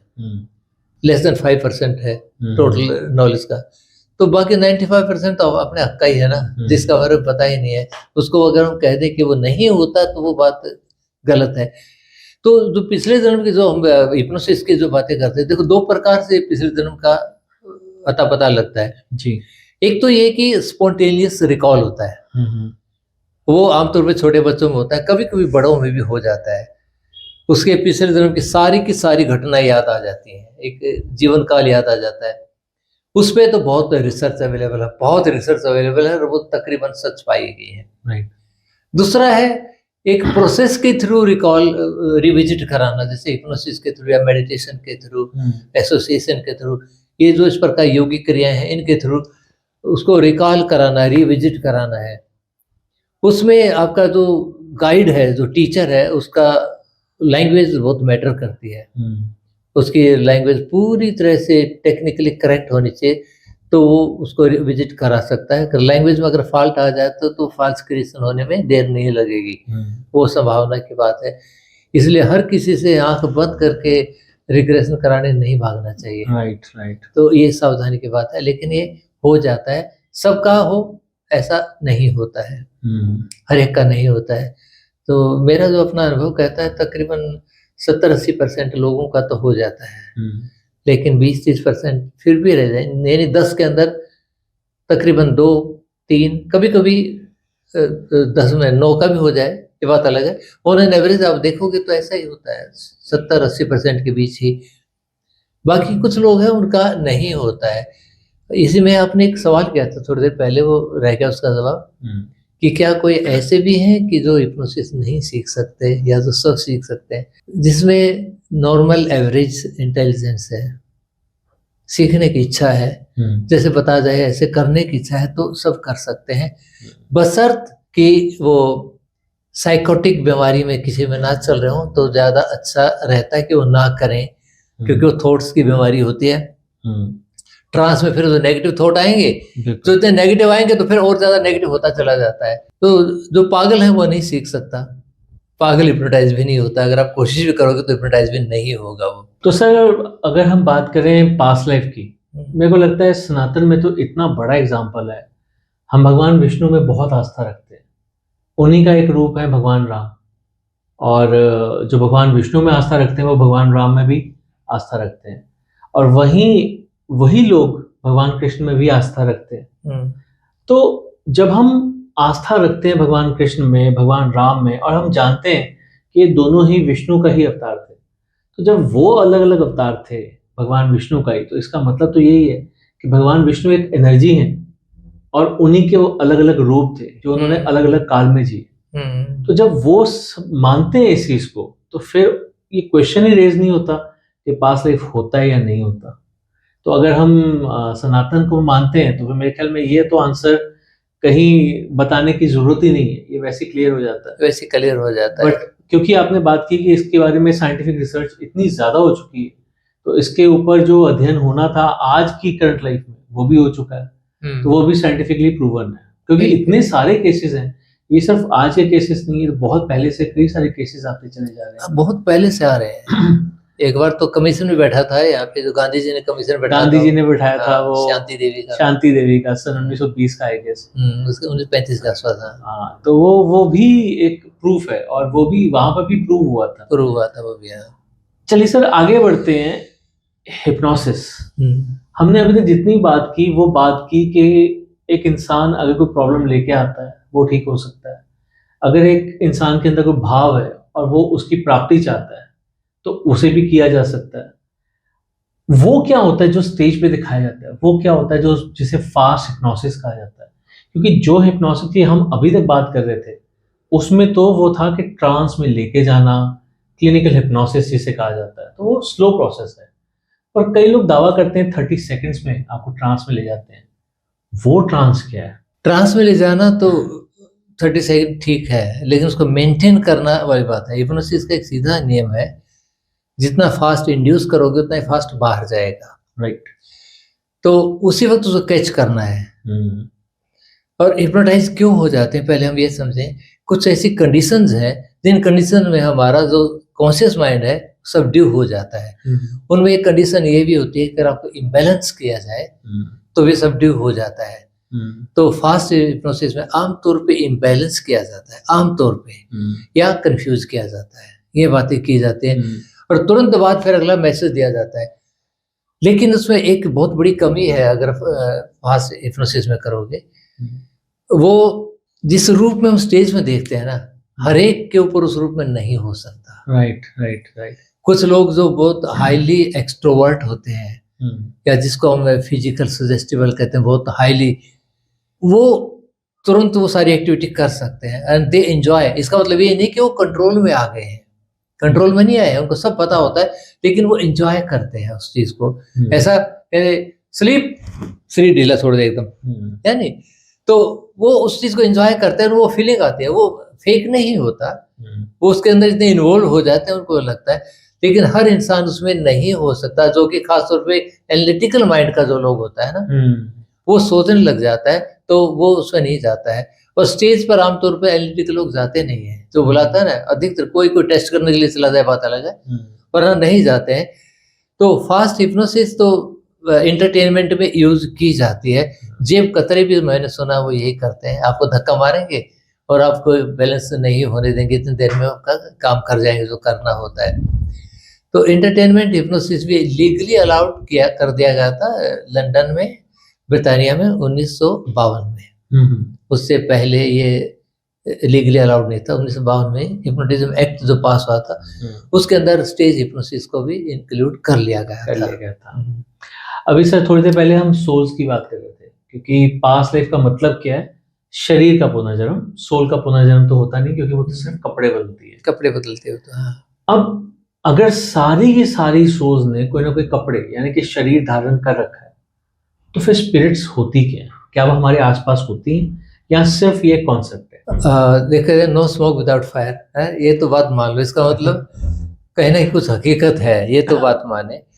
हकीकत है तो कहीं ना कहीं पर गलतफहमियां भी हैं, दोनों ही बातें होंगी जी। हम सब क्या है, हम सब भी तो वही है। हमारे पास एडिशनल चीज है कि बॉडी है, उनके पास बॉडी नहीं है, यही फर्क है। हम उनसे डरते हैं, it's a fear of unknown. जिन्हें हम जानते नहीं उससे हम डरते हैं, बस यही है, और कोई नहीं है। कोई आपका आके कुछ नहीं कर सकता। होंगी काफी सारी ऐसी होंगी जो हमारी अभी भी फोर्थ प्लेन में घूम रही होंगी, जो फिजिकल से निकल चुके हैं और स्पिरिचुअल में गई नहीं है। ऐसे बहुत सारी वजह हो जाती है जिनकी वजह से रुक जाती है, वो होंगी। मार्केट में घूम के आते हैं, 1000 आदमी से बात होती है, पास से निकलते हैं, कौन हमारा क्या बिगाड़ देता है? कोई कुछ नहीं बिगाड़ सकता अनलेस आप परमिशन ना दें। तो अगर आप परमिशन देते हैं तो आप पे उनका असर हो सकता है। तो ये तो होती है, हमारा जो क्वांटम फिजिक्स कहते हैं, इवन थॉट है जो, वो भी एनर्जी का रूप है। Everything is energy. एनर्जी का मतलब सिर्फ ये नहीं कि वो फिजिकल में या उसके आसपास दूसरे रूप में होगी, विचार भी एक एनर्जी के रूप में लिया गया है। तो सोल भी एक एनर्जी है, लिया गया है, वो है, हमारी कॉन्शियसनेस है। बहुत सारे एग्जाम्पल ऐसे मिलते हैं जिन रिकॉर्डेड है कि इंसान मर जाता है, दोबारा जिंदा होता है, तो दूसरे आदमी के रूप में जिंदा हो जाता है। ऐसे एग्जाम्पल मिले हैं, टीवी पर भी आज भी ऐसे जी। तो जो पहले उसके अंदर जो था उसका सब कुछ भूल जाता है, जो दूसरा है उसके सारी बातें याद है। ऐसे कई चीज आज, अगर ऐसा नहीं होता तो कैसे हो? ऐसे बहुत सारे किस्से मिल जाते हैं जी। मर के भी दोबारा जिंदा होते हैं, जिंदा होके बताते हैं उसने ये मैसेज दिया है, वो मैसेज भी आगे सच्चा मिलता है। तो ये तो है, लेकिन जिस रूप में आप समझते हैं शायद वो रूप नहीं है। हमारा एक कलेक्टिव अनकॉन्शियस माइंड का एक कॉन्सेप्ट है जो कार्ल जूंग ने दिया था। कलेक्टिवली भी हम कुछ चीजें जो हमारा माइंड के अंदर डेवलप कर लेते हैं सीख के। जैसे अगर नियर डेथ एक्सपीरियंस की बात करते, कोई मर के दोबारा जिंदा हो रहे, कुछ लोग 2-4 मिनट के बाद, कुछ तो इवन ज्यादा मिनट के बाद भी जिंदा हो रहे हैं जी। तो कुछ लोग बताते हैं कि मैं सीधा गया, एक शुरू से गया। कुछ लोग कहते हैं मैं एक लाइट से गया। ऐसे कुछ एग्जाम्पल वहाँ पे मुझे कोई ना था, जीसस क्राइस्ट में मिले। कोई कहता है मुझे वहाँ पर बड़ी अच्छी हूरों ने मैं स्वागत करा। कोई कहता है वहाँ पर मुझे यमराज महाराज मिले, इस प्रकार। कोई कहता है मुझे मेरे वहाँ पे दादा मिले। तो वो मिला, उन्होंने मुझे ये मैसेज दिया या वापस भेज दिया, इस प्रकार की बात है आपकी। इसका मतलब वो ये नहीं है कि ये सारे अलग डिपार्टमेंट बने हुए हैं। हमारा तो माइंड है, हमारा माइंड उस रूम में देखने के लिए ट्रेड है। तो उसमें आपकी परसेप्शन है, जिस रूम में ट्रेड है उस रूम में उसको दिखाई देता है, महसूस होता है, उसकी कोई सदर होती है। जैसे कुछ लोग कहते हैं मैंने भूत देखा, जैसे कोई आदमी सर मर जाता है ना, कई लोग को दिखाई, गाँव में, शहर में मैंने देखा, वो खड़ा था, चौराहे के पास खड़ा था और उसने ना पीले रंग का कुछ पहना था। भूत कपड़े पे थे, जिसके बाद शरीर दी और कपड़े, इस इस प्रकार की बातें भी आते हैं। तो ये हेलुसिनेशन भी बहुत सारी, ये ऐसे हम अपने वक़्त से बना लेते हैं, लेकिन हमारे लिए वो रियलिटी होती है। तो हेलुसिनेशन ना बहुत रियल और आता, फीलिंग्स आर रियल होती है, विज़न रियल आता है, चाहे माइंड की क्रिएशन है। तो अधिकतर केसेस में जो ऐसे केस आते हैं, साइकोलॉजिकल ज़्यादा होता है। लेकिन मैंने कहा नो स्मोक विदाउट फायर, कहीं न कहीं एक एलिमेंट ऐसा भी है जो बियॉन्ड दिस वीक है, और वो भी तो वीक देख मिल जाता है कई बार ऐसे। तो मैं जानता हूँ स्पिरिट रिलीज़ भी एक कॉन्सेप्ट होता है, जो जिसके बारे में आपने भी बताया था, और आपने इसके बारे में एक्शन के बारे में बताया था कि किसी का एक लाइव सेशन चल रहा था, और इसमें स्पेशली ध्यान रखना होता है कि आपको रिक्वेस्ट फॉर्म में बात करनी होती है। आपको कभी भी अथॉरिटेटिव नहीं होना, और जो कर रहे थे सेशन वो इतना पेशेंस लूज़ कर गए थे, अथॉरिटेटिव हो गए थे, और आगे से स्पिरिट ने कहा लेट्स गो टुगेदर। वो थोड़ा-सा इंसिडेंस वो बताइए सर? ओके, मैं नाम नहीं लूँगा इसमें। हाँ, बिल्कुल, क्योंकि उस वर्कशॉप में मैं ही था, एज़ ए पार्टिसिपेंट था, एज़ ए स्टूडेंट पार्टिसिपेंट। जी। जो टीचर थे बहुत ही एक्सपीरियंस, बहुत ही क्वालिफाइड और बहुत ही नॉलेजेबल थे, और जो पोजीशन का जो केस था उसके ऊपर वो काफ़ी क्लास के अंदर ही डेमो के लिए था, और वो रिलीज़ नहीं हो रहा। तो जो तीसरा दिन था, एक के मेरे ख्याल 2 दिन हो गए, तीसरा दिन क्लास खत्म होने से 1 घंटा पहले की बात है, 1 डेढ़ घंटा पहले। तो जब वो उसने ज़ाहिर से हर बच्चे मना कर दी, तो चेचे को लाइक बताता हूँ, I am going to be very tough with you, ऐसा उन्होंने बोला। तो उन्होंने हँस के जवाब दिया था, देन ही गॉट दैट। और उसके बाद तबीयत खराब हुआ, फिर वो अभी 2, 4, 5 खत्म। लेकिन इसका मकसद सिर्फ डराना नहीं, ये साइकोलॉजिकली भी हो सकता है, उनके माइंड के अंदर ऐसा आ गया। मतलब हम कहते हैं हर चीज़ें निश्चित, तो जो निश्चित थी ज़्यादा दावा नहीं, तो उस रूम में भी हमें देख लेना चाहिए। ये बहुत सेफ है, ऐसा नहीं कि डरने की बात है। आप देखो तो डर गया, जिसे मान लिया तो डर गया, जिसे नहीं माना और नहीं डरा। हम किसी घर में जाते कुत्ते को देख के डर जाए, हमें पता है वो काटेगा नहीं, बात तो है, लेकिन डरते हैं माँ। तो जो मान लेते हैं तब वो चीज़ें लगता हो जाती है हमारे अंदर। तो ये ऐसा किस्सा मैंने देखा है, और बहुत सारे स्पिरिचुअलिस्ट के बहुत सारे मेरे अनुभव हैं, जिसके अंदर कुछ ऐसी चीज़ें लगती हैं कि इट इज़ बियॉन्ड साइकोलॉजिकल। कई ऐसे अनुभव हैं, जैसे एक हमारा स्पिरिट था, वो स्पिरिट रिलीज़ कर रहा था, तो जाते ही उसने झटका मारा, के जाते ही इक्का मारा, मैं तुझे झटका मारा, और उसका शोल्डर डिस्क तो वो ऐसे थोड़ी कुछ ना कुछ तो उसके अंदर फिर लगा, तो वो ठीक करा रखा था, प्लेज़ करा रखा था। ऐसे-ऐसे बहुत सारे ऐसे अनुभव है। लेकिन मैं कहता हूँ ये डरने की कतई चीज़ है। वो इतना ही डर है जितना भी दूसरे डरते हैं, बस उतना ही डर है, इससे ज़्यादा नहीं। और किसी को हम चैलेंज क्यों करें? चैलेंज करने की तो ज़रूरत है ही, रिक्वेस्ट करना है, क्योंकि वो भी जाना चाहते हैं, अधिकतर में ये होता है जाना चाहते ही होते हैं। वो आपका सहारा ले रहे होते हैं। आप किसी को चैलेंज करोगे तो उनके अंदर भी तो ईगो हाँ, माइंड है, ईगो है। पर वो ईगो कई बार गड़बड़ हो सकती है, तो हमें इफ़ेक्ट करता है। क्योंकि उस कॉन्सेप्ट को हम मानते हैं, इसलिए हमारे पर असर होने की भावना रहती है। अनलेस कि हम ये फार्म रिजिड है कि कुछ नहीं हो सकता, तो नहीं भी होगा। तो अपना दरवाज़ा बंद अब की बार घूमता रहे, जिसे भौंकता है, चाहे टाइगर है, चाहे लायन है, कुछ नहीं गुजारी ना हाथ। दरवाज़ा खोलेगा तो हमें ज़मीन बिल्ली मार जाएगी, बीवड़ा काट जाएगी। इन अदर वर्ड्स अपने ऑनर को प्रोटेक्टेड रखिए, और अगर आपका ऑनर प्रोटेक्टेड है, आप पूरी तरह से सेफ है। और अगर ऑनर प्रोटेक्टेड नहीं है, तो फिर वही बात है, जंगली बिल्ली भी आपको पंजा मार देगी। और अगर आप प्रोटेक्टेड है, तो फिर शेर, चीता कुछ भी हो आपको कुछ एक सर ब्लैक मैजिक ओके, आप इसके बारे में क्या मानते हैं? इसमें 2 वर्ड, ब्लैक और मैजिक। पहले से देखिए ब्लैक क्या होता है, मैजिक क्या होता है, दोनों मिला के क्या बताता है। अब ब्लैक एनर्जी के रूप में से बोला जाता है। हमारा एक जो प्रूवन कॉन्सेप्ट ये है कि जो यूनिवर्स है, इसका वॉल्यूम बढ़ रहा है, ये प्रूवन। और उसी में ये भी है कि जैसे चाँद है, धीरे-धीरे धरती से परे खिसकता जा रहा है, इसकी दूरी भी बढ़ रही है। हालाँकि गति इतनी कम है कि वो कई जनरेशन में जाके थोड़ा दिखाई देता है, हिस्सों में बढ़ता है। तो ये बढ़ रहा है और जितनी एनर्जी यूनिवर्स में है, क्योंकि एवरीथिंग इज एनर्जी, उसको ऐसा माना जाता है कि लगभग 5% के आसपास एनर्जी के बारे में वी हैव रीजनेबल नॉलेज, उसके बारे में हमें जानकारी, जो बाकी 95% के बारे में जानकारी नहीं, उनके बारे में घेरे, उसको हम ब्लैक एनर्जी, राइट। ब्लैक का मतलब होता है अननोन। जैसे इसके पास ब्लैक मनी है, इसका मतलब क्या है? वो पैसा है जो कि जिसका सोर्स नहीं मालूम कहाँ से आया है, सोर्स ही मालूम और अमाउंट अमाउंट नहीं मालूम, वो सारा ब्लैक। तो ब्लैक का मतलब टेक्निकली अननोन ही होता है। तो वो एनर्जी अननोन, और इसको ब्लैक कलर को भी अगर आप देखिए तो ब्लैक कलर की पावर प्रतीक को अपने अंदर ऑब्जर्व कर, इसलिए ना गर्मी में पहनते हैं आप तो ऑब्जर्व करता है।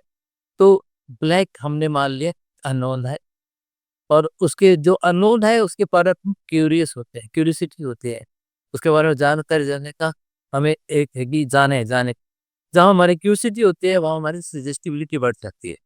सजेस्टिबिलिटी बढ़ जाती है जो भी आप से मान सकती है।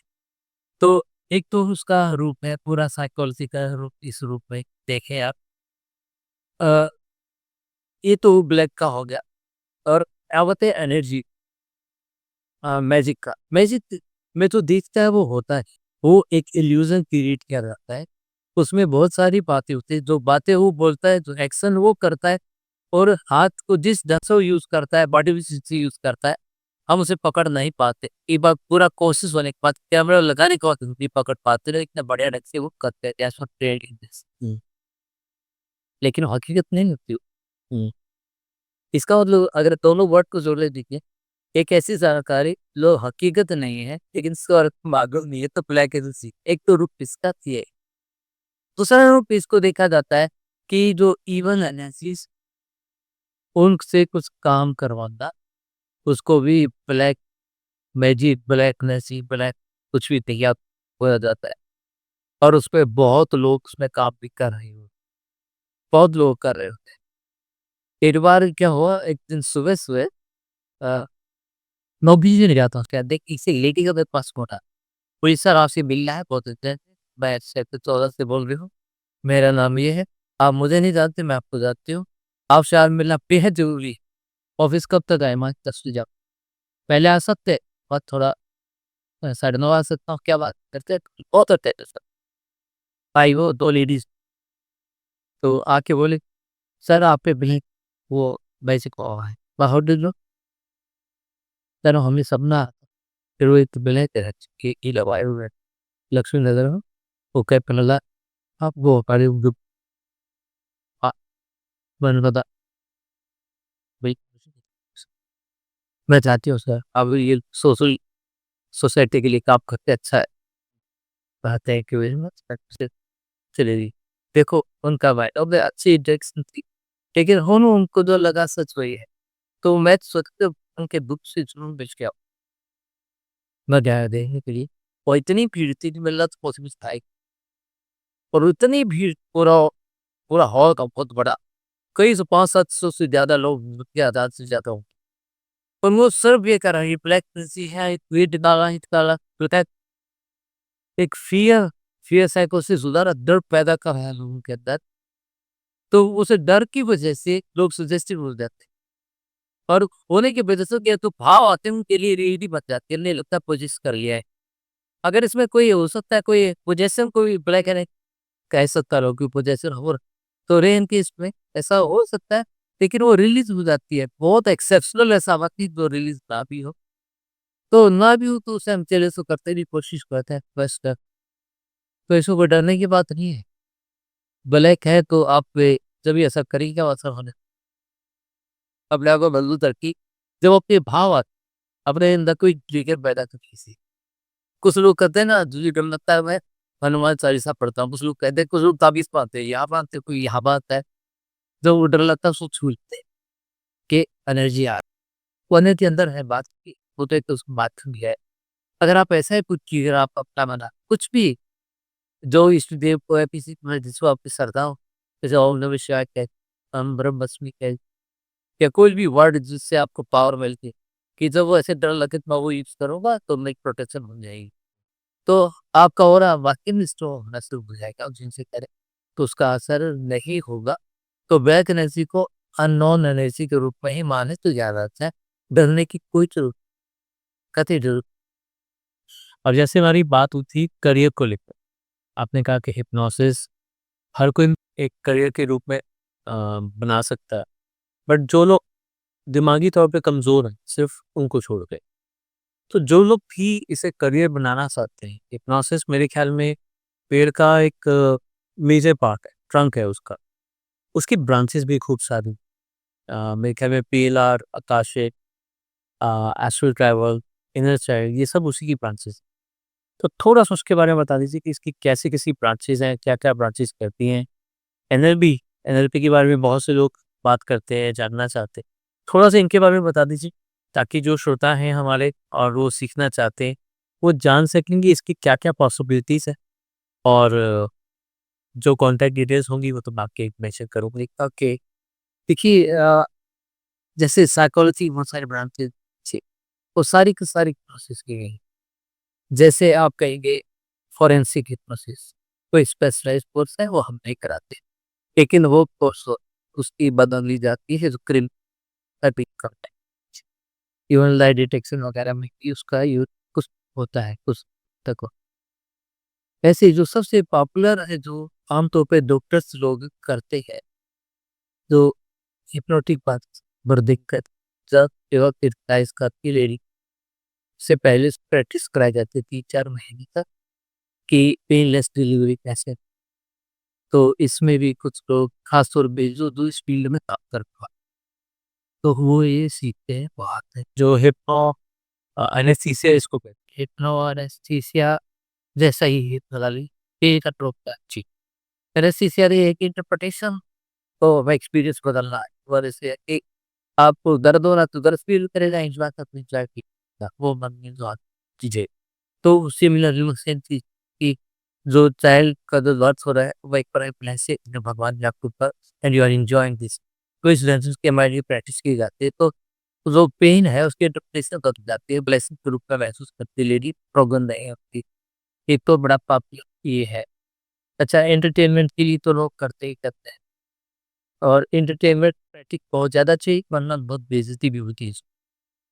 इसमें जब हमारा कॉन्फिडेंस हो, जिस एक्टिविटी को वहीं से शुरू कर, उसको बढ़ाने की कोई हेल्प ना के हर चीज़ों को करता है।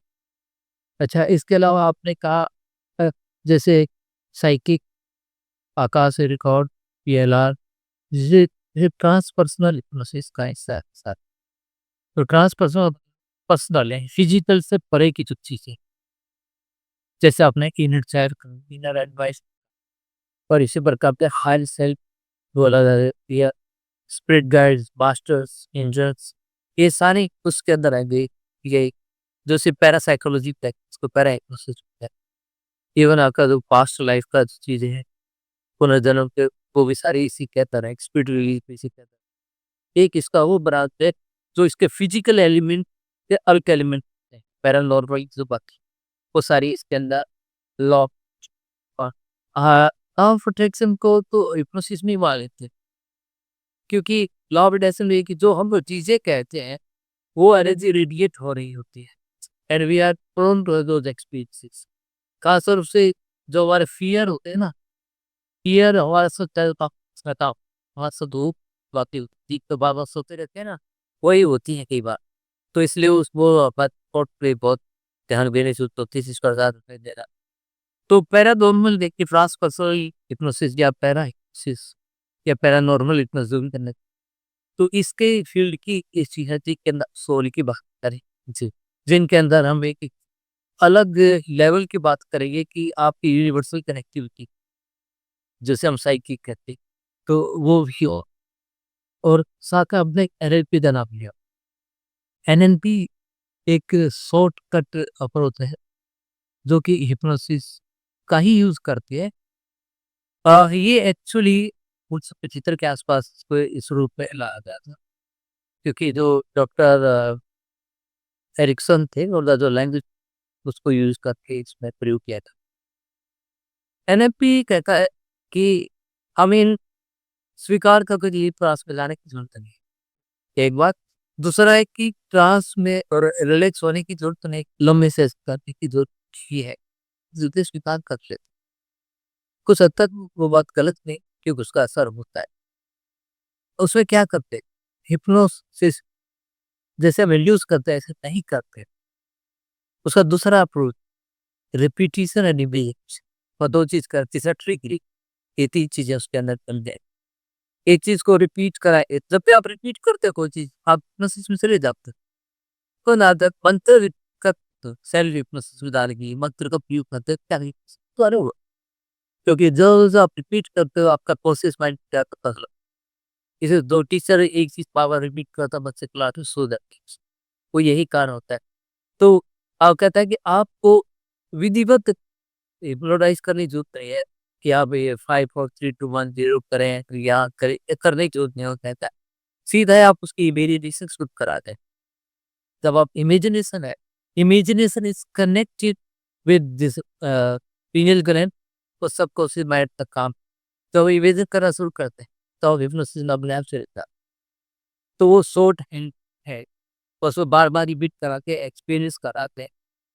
और जो चाहता होता है, जो होना चाहिए, वो इमेजिनेशन का मेन चीज वही है। यदि शॉर्ट हैंड अप्रोच है, मैं एनएलपी का प्रयोग बेसिकली प्रोसेस के अंदर मिक्स करके को, ये प्रोसेस तो आप प्रॉपर पूरा टाइम लगा के करेंगे तो ज़्यादा अच्छा रहता है, ज़्यादा स्टेबल रहता है माइंड। और उसमें जो छोटी-मोटी एलएलबी की यानी कि जो इमेजिन इंस्टीट्यूट ये ये डाल दिया टेक्निक्स को, हाँ, ये निदान ये डाल, उसको सच आता है। आप नेगेटिविटी खिला के पॉजिटिविटी डाल, एक इमेजिनेशन आपने इमेजिन का सारे प्रॉब्लम का धीरे-धीरे बक्से में उतार रही है और बक्से को आप उठा के, ये एनएलपी का होगा, फिर आप पॉजिटिव। तो सारे सबकॉन्शियस माइंड के सारे नियम वो मानते, ऐसी चीज मानते। लेकिन एक चीज है तो मुझे उसमें थोड़ा सा कंसर्न है, वो बात जो कहते हैं उसको डिलीट कर दे। जो आपकी जर्नी उसकी आप उसको डिलीट नहीं कर सकते, उसका इनइफेक्टिव कर सकते हैं कि वो ना करें।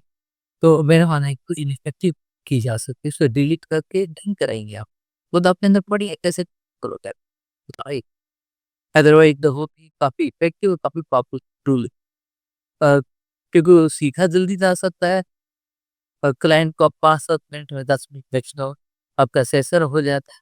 क्लाइंट को अपनी तसल्ली के लिए बातचीत करना ज़रूरी हो, तसल्ली जब भी होती है उसका प्रॉपर्ली उसका टाइम रहेगा। तो एनएलपी के साथ फिर करो तो काउंसलिंग बहुत ज़्यादा करनी चाहिए, वरना एनएलपी को लोग फिर तमाशा की मार, लेकिन ये इफेक्टिव है, इसका कोई दो बात नहीं।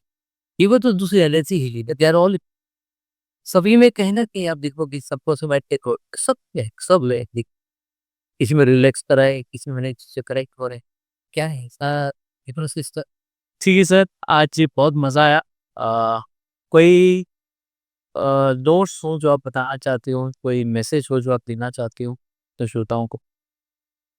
ओके, देखो मैं अपने अनुभव तो कहना चाहता हूँ कि दुनिया में कोई भी आपका बुरा नहीं करता।